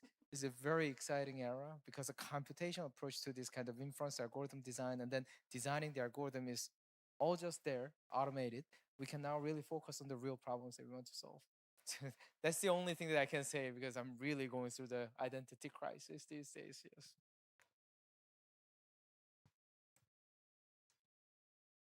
Is this on? Okay, hi. Hi, everyone. My name is Emily Black. I'm a professor at NYU, also in computer science and data science. Really quickly, my work is kind of in three areas. One is AI safety, focusing around fairness and discrimination. Two is on the intersection of AI law and policy. And then the third is doing studies of how AI is used in practice in high stakes domains. In terms of open problems, I think Noam pointed to one way in which AI evaluation is broken, but I think another way in which AI evaluation is broken that I've been thinking about a lot in the context of safety and fairness is instability. Like, it's really hard. You publish a benchmark and you change a few things about the benchmark and then you get totally different results. And so, no shade, I publish benchmarks too, but I think that there's a fundamental problem in how we're understanding the potential risks, not just existential risks, but also risks kind of like in the day-to-day use around fairness, discrimination, and other related problems. So I think if we could put some of our attention to how to develop robust and contextualized ways to understand risks of an AI system when you're deploying it in a specific context ahead of time, that's something that I've been thinking about a lot recently. So thank you very much. So I guess we work in a different field in some sense, but the commonality is making AI more useful and safe. At the same time, try to nurture young students to be the next leaders. So maybe for the round two, I would like to turn from research problems to research taste. So many young researchers now can execute very well once the problem is well defined. But the harder question is how they learn to choose problems that are worth years of effort. We would like to hear from you from your own experience. How do you guide researchers towards questions that are ambitious, technology grounded, and not merely derivative of the latest trend? Leslie, maybe? All right, that's a hard thing. So I think the most important thing is to have a long horizon, right? It's very tempting, and the pressure is enormous in the current world to have papers in the next conference. But if you're working on a project that you're pretty sure is going to work, you've already failed, I think, to be reaching far enough, right? So you should be working on something that's probably not going to work, because it's only if you're working on something that's probably not going to work that you're like really, really going for something hard. And it's, in my experience, basically always been, okay, I'm always working on things that don't work. That's just the nature of what I do. Like, I'm always working on a thing that's not working. But almost always as a side effect, something interesting happens. It's okay. But the current mode that we have now of like, I'm working on this project and it has 4 steps and I have to do these 4 steps and then I'll write the paper, you're already doomed if you can see your way to the end of the short-term project, I think.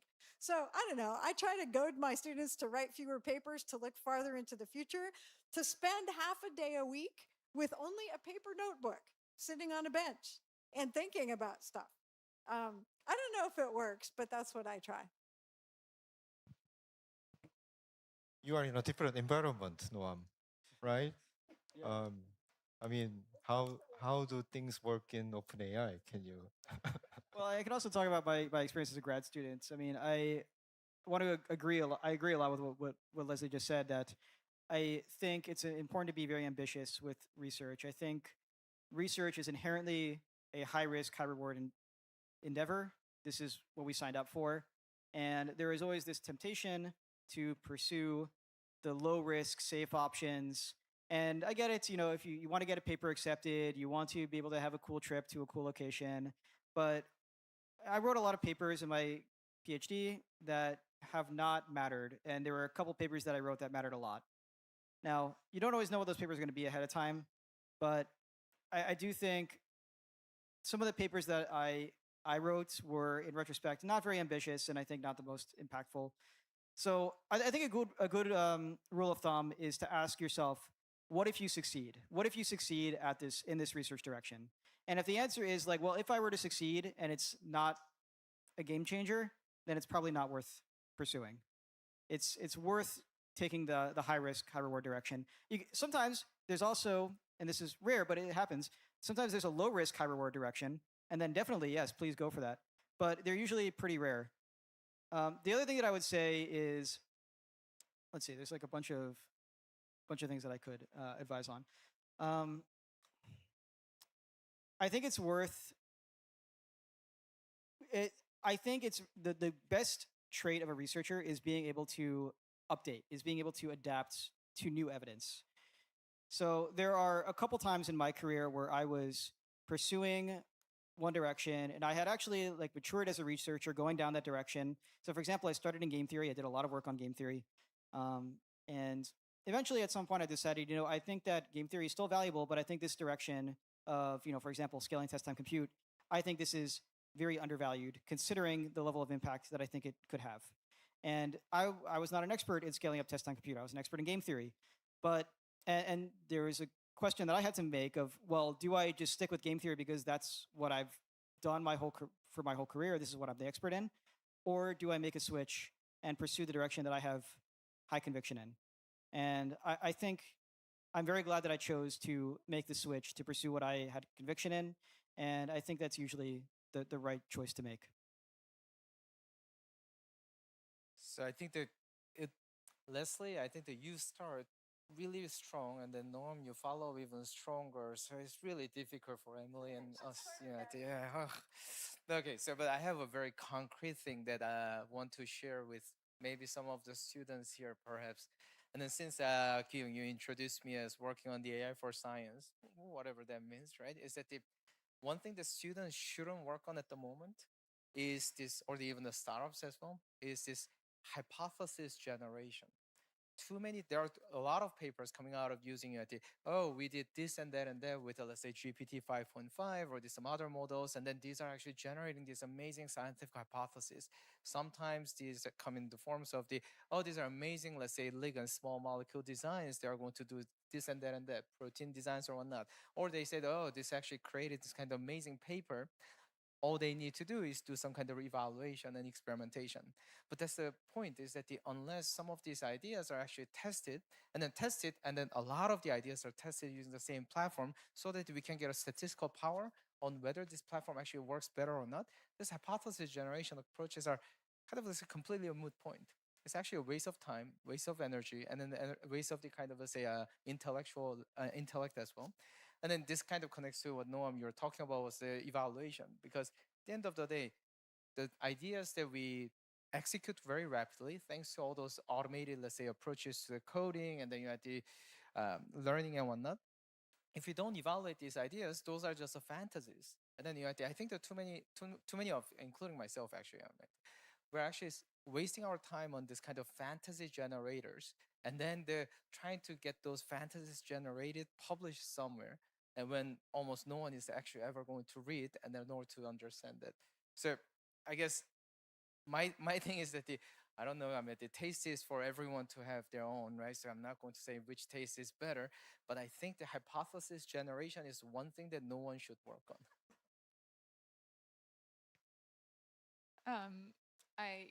I also really want to second what Leslie said about sitting with a notebook for half an hour at least once a week. It's something that I try to do and don't always find the time for, but I think is endlessly important. So I guess I'll present a little bit of a different perspective. A lot of the places where I get my ideas for research come from what questions are interesting in the policy world, and what aspects of AI people are trying to regulate and protect citizens from, of different countries. So I think that for me, finding a high impact set of research questions comes from maintaining a close group of collaborators that are outside academia. In my case, that comes from people in government and policy, but I think it's also important to keep people from industry in your loop, because they're also understanding a bunch of things that I don't know about. So I'll be excited to talk to Noam later.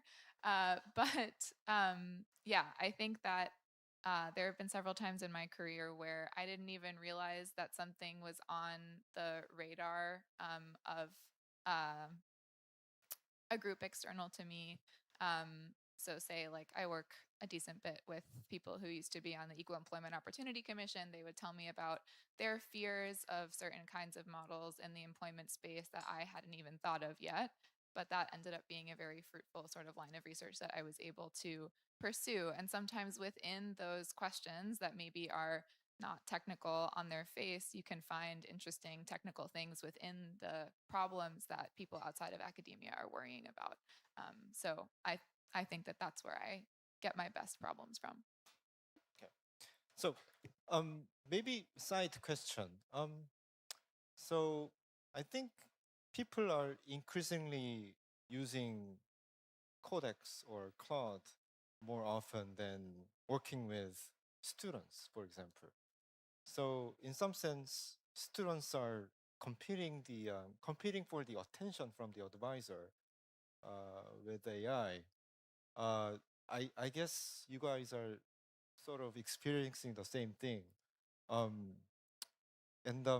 since Kyunghyun mentioned the research identity crisis, I think, well, maybe I'm exaggerating, but graduate students might be having career crisis very soon.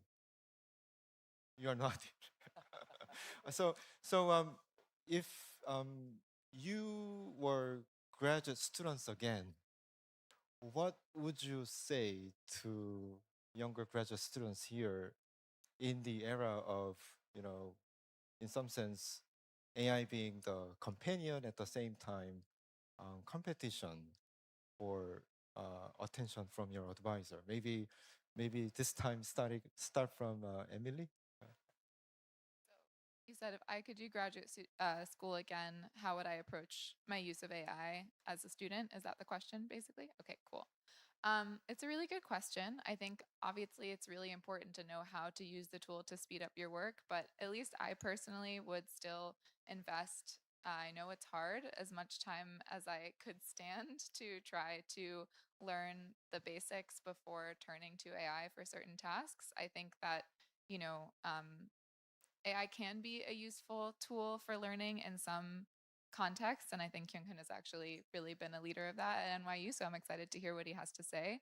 But I think that there's some level of basic understanding of a task that is helpful if you go through the motions yourself so that AI becomes a speed up and not a complete replacement of you. There are some tasks where maybe it's okay for AI to become a replacement, like SSHing into servers to run your experiments. Like I definitely don't want to need to know how to do that. That's fine. But, you know, crafting a good experimental design, what's going to be the way to design the project to understand whether the thing that you're researching is, you know, true or not, in what ways it's true, what are the limits of it. I think these are things that we should still be trying to learn how to do ourselves. Everyone might have a slightly different line. I don't know what line is the best line. I think we'll be figuring out as we move forward, and there might be things that we think are still important now that we'll become comfortable with automating away later, and maybe that's just life.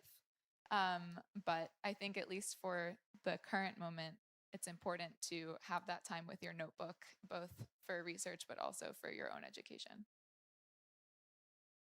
I think it's absolutely a fascinating time to be a computer science or the relevant area, let's say PhD students nowadays. I mean, I would love to be a PhD student now, actually. You know, that'll be much better than when I was a PhD student like 15, 16 years ago.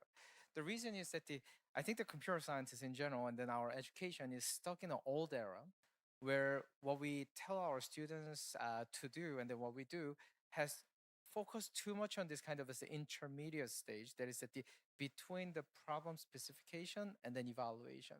And then we're spending so much time and then telling all of ourselves as well as students that our job is to come up with some new algorithm that's going to do some kind of say amazing thing.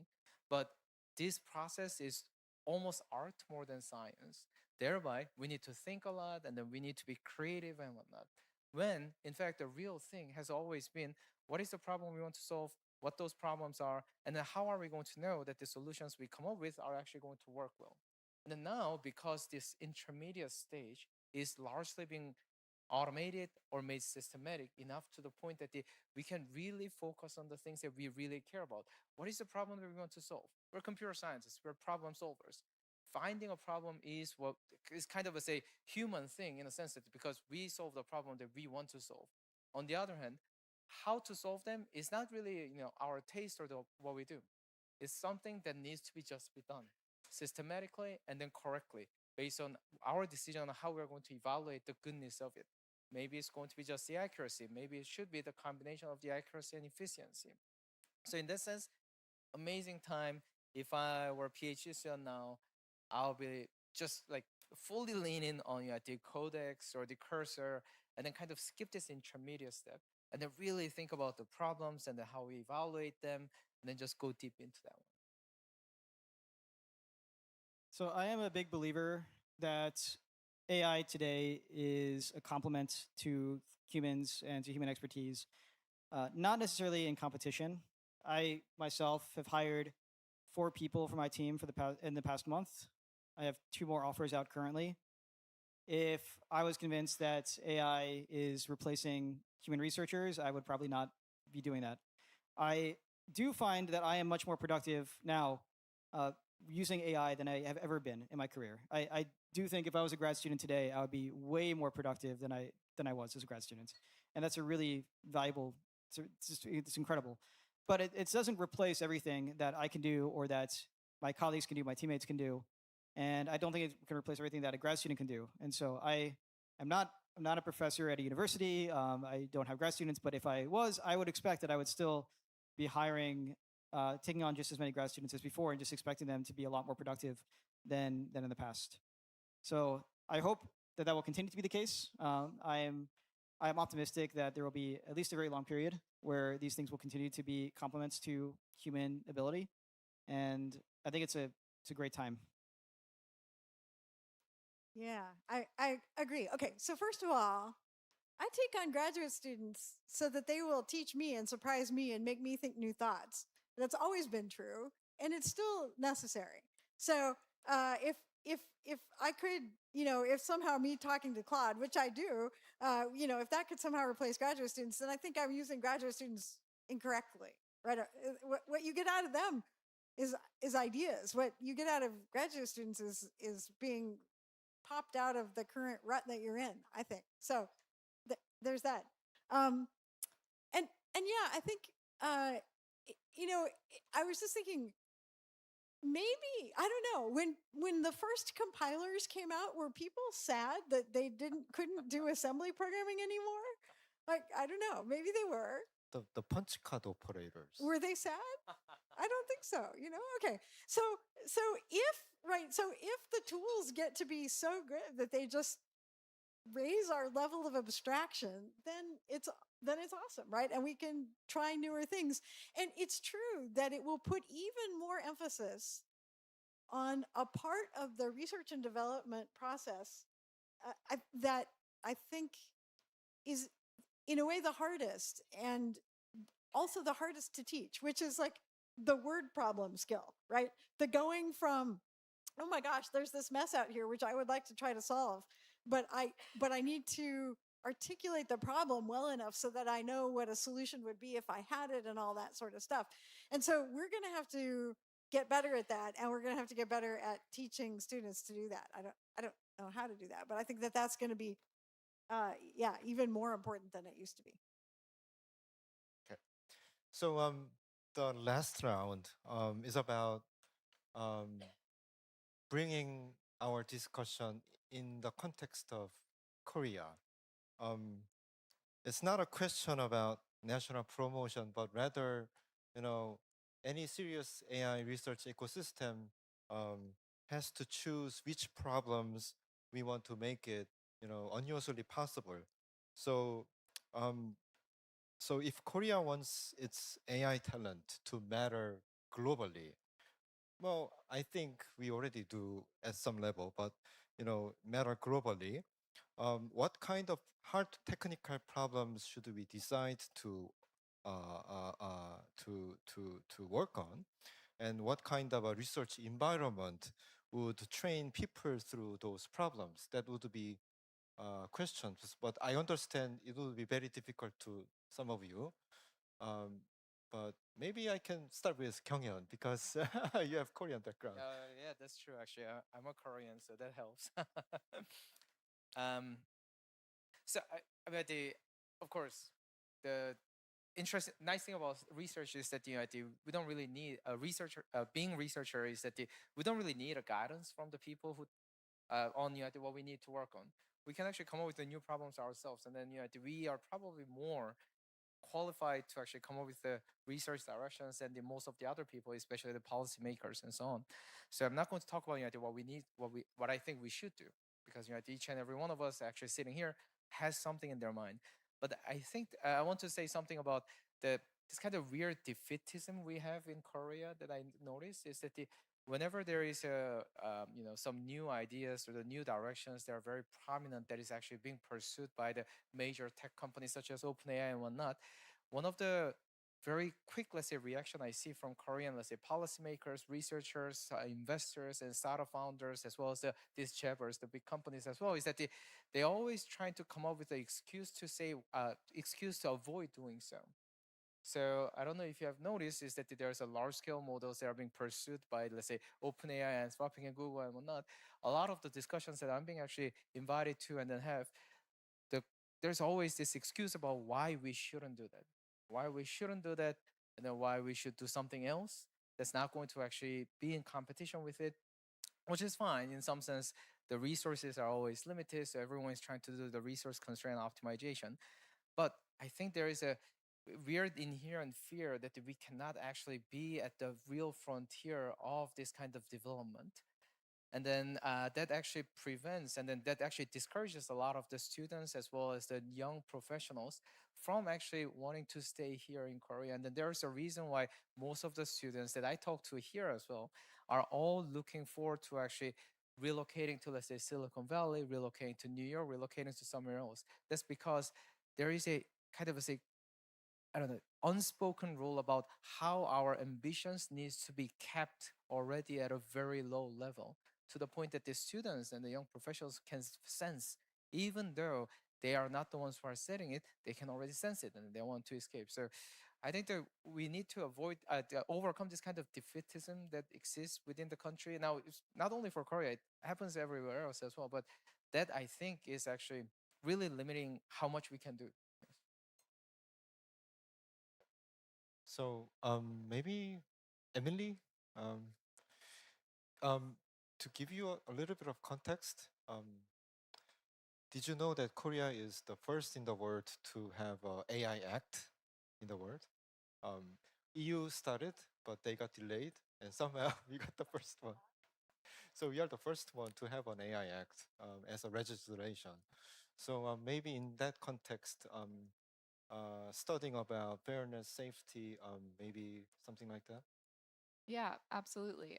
So I'll just second what Kyunghyun said. I think uh, researchers should decide what they want to research. Absolutely. But yeah, I noted Korea's AI Act. I actually talked about it very briefly yesterday at the workshop when I was figuring out what was relevant about my work to Korean law. I think, every country has to decide this for themselves, but what kinds of guardrails are you comfortable with, right? And what is your personal trade off on how much time you're willing to spend to make sure that the systems that you're putting out are safe versus no holds barred, move forward at all costs, move fast and break things type energy, right? So I won't comment on which one of those I prefer. But I will say, I think that I didn't read the AI Act in Korea in amazing depth, but I think there were a lot of parts of that law that were pushing AI forward, which is great.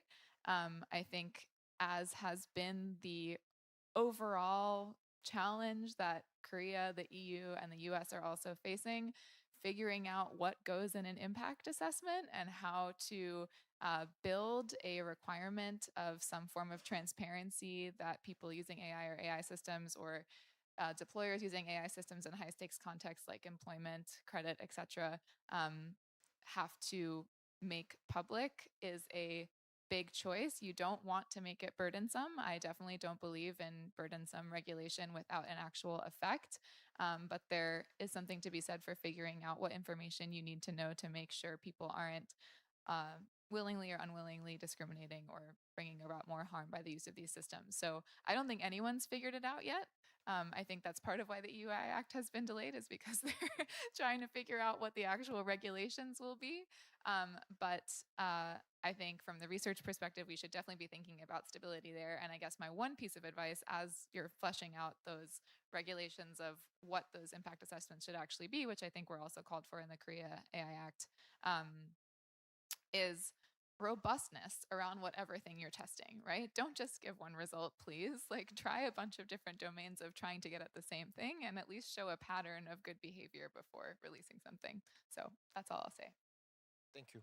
So maybe Noam, can you comment on what Korea should do in terms of global AI talent?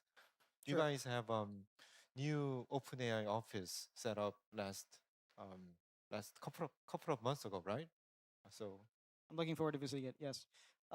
Yeah, I don't claim to be an expert in Korea on Korea, but I do. My perception is that Korea is doing an amazing job on the hardware layer.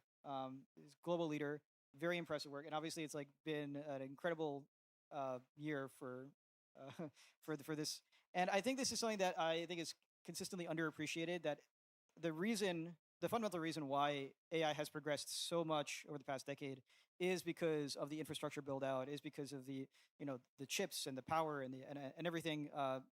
And it's not just algorithms that have enabled this. So I think that is an excellent position to be in, and I think that this will continue to be like the bottleneck for where AI goes from here will in large part be determined by the actual hardware. So that's one of the things that I would point to.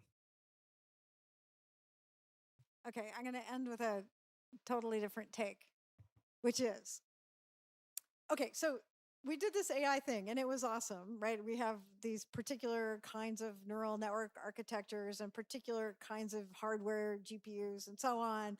And it's great. But why in the world? But people seem to somehow imagine that we're done, that really all we have to do is just more of that. And that's it, right? And I love, you had a plot of the scientific progress of somebody's experiment, which had this like, we're going to go whoop, and then kind of, and then suddenly there would be another whoop, right? Okay, so, maybe the bold thing is to just never mind the whole current thing that's happening right now. Imagine that there's a huge supply of low-hanging fruit, and everyone will gobble it up, fine.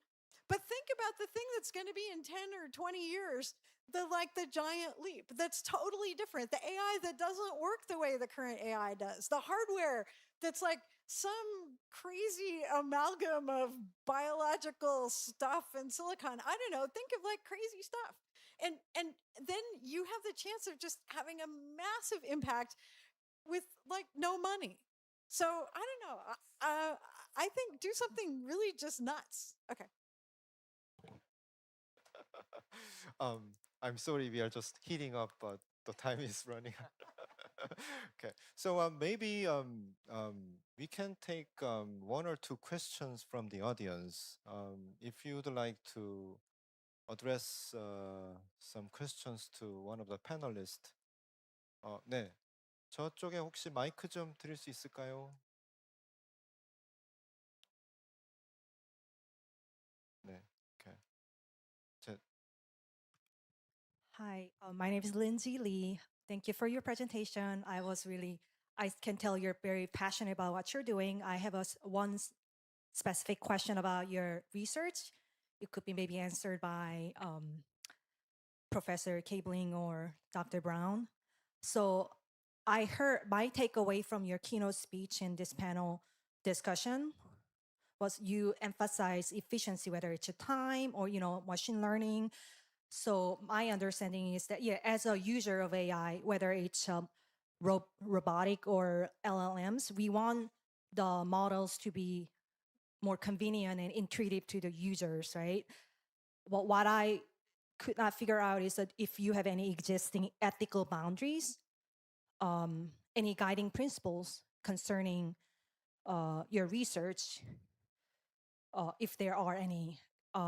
Obviously, your research doesn't involve human subjects, but the impact and consequences of your research will impact us, right? So I wanted to see if you have any insight on this.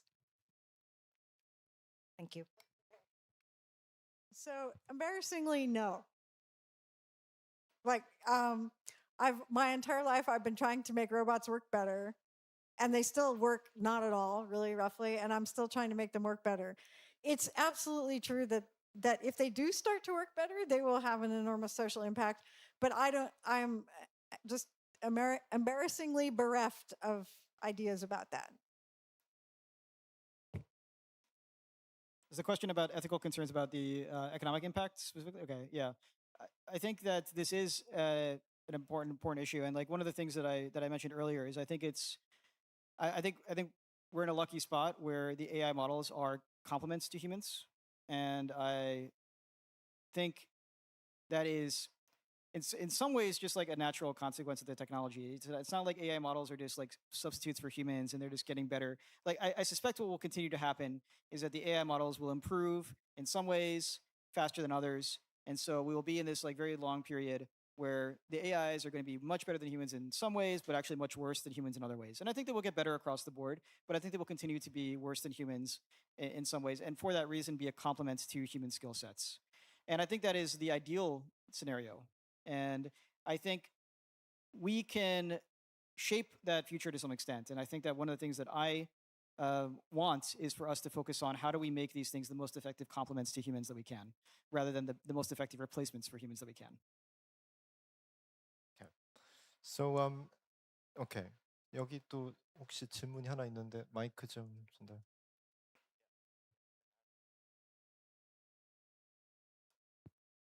So, hello, my name is Anthony. I'm a PhD student at NYU working on reinforcement learning. So I think being amongst maybe many of my fellow PhD students, I'm curious to vocalize a thought that I do hear being discussed amongst my peers, which is that I think it goes without saying that currently there is a huge amount of resource difference between academic research and industry research. And so in the short horizon, what is the value of doing sort of technical, methodological academic research that is also being pursued by industry? Now, I think some of the advice I've heard so far along those kind of lines is like you can work on things like, you know, evaluation, or you can work on wildly crazy bets that's not currently being valued by industry. So I guess my more pointed question is, if your area happens to be in an area that's also valued currently by industry, is there any kind of intellectual insight that one should kind of care about generating from academia that can actually meaningfully push the frontier?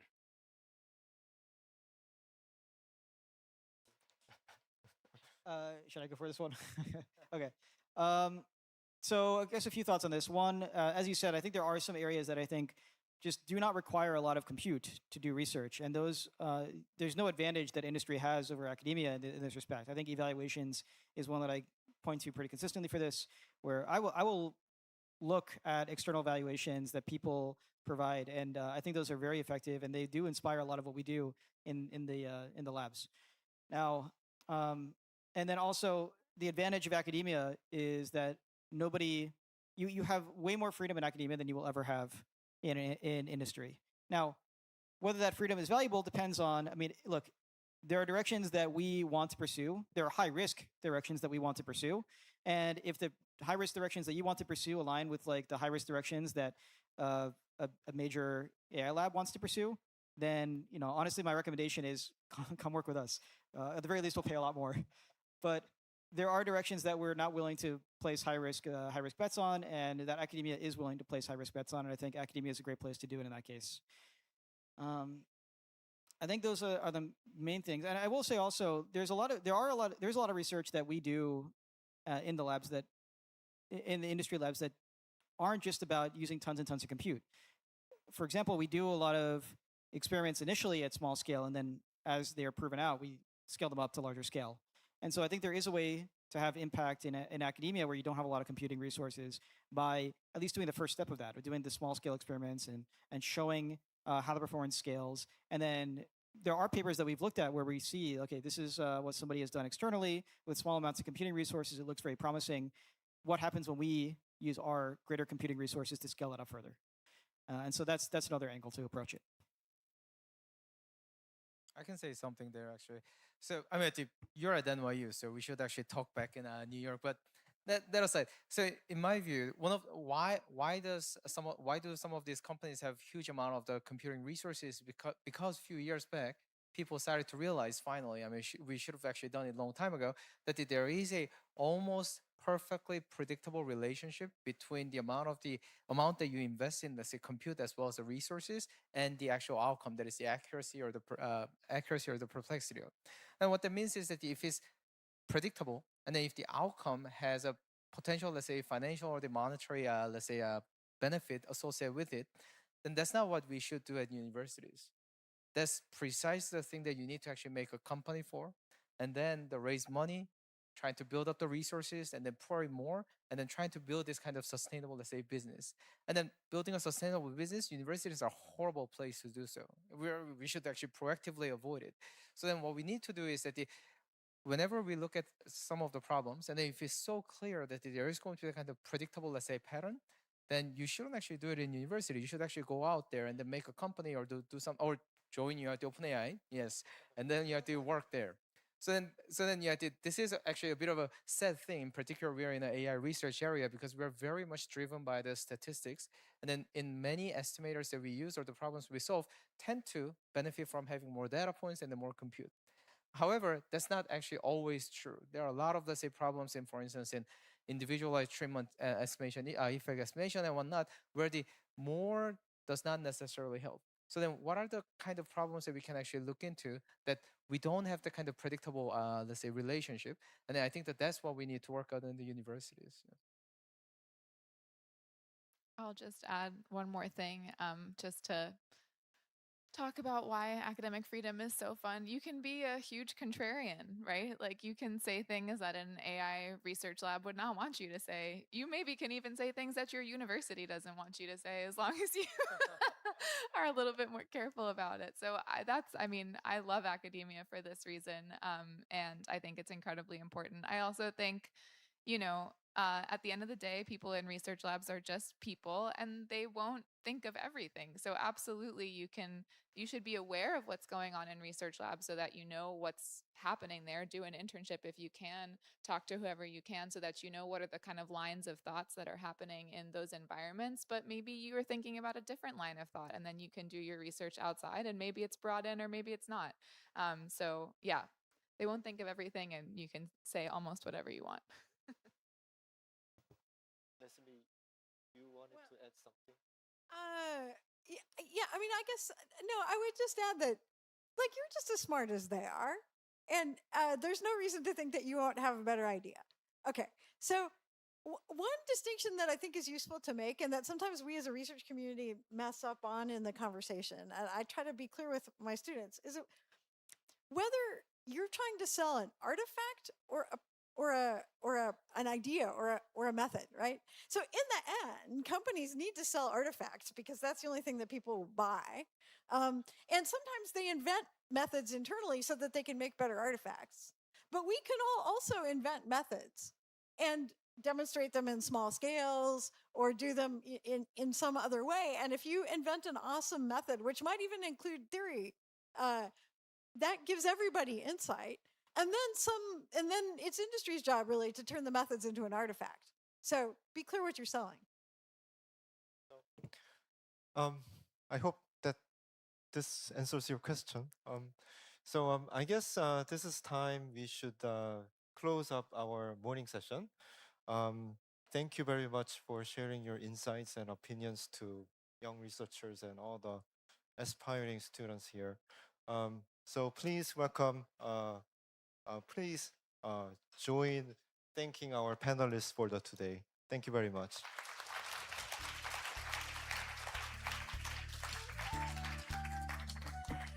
And thank you very much to our wonderful panelists as well as our moderator.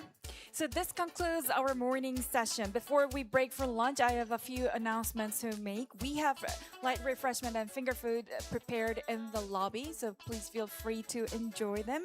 The afternoon program will begin at 1:30, and luncheon has been also arranged for our VIPs and speakers and panelists. So please proceed to the Olive Room and the Amber Room. And also, I encourage you to please stop by the exhibition that is taking place in the hall right opposite of this room. And last but not least, we kindly ask everyone to vacate this ballroom as our team are to prepare for the afternoon session. Thank you very much. We look forward to seeing you again this afternoon. Thank you.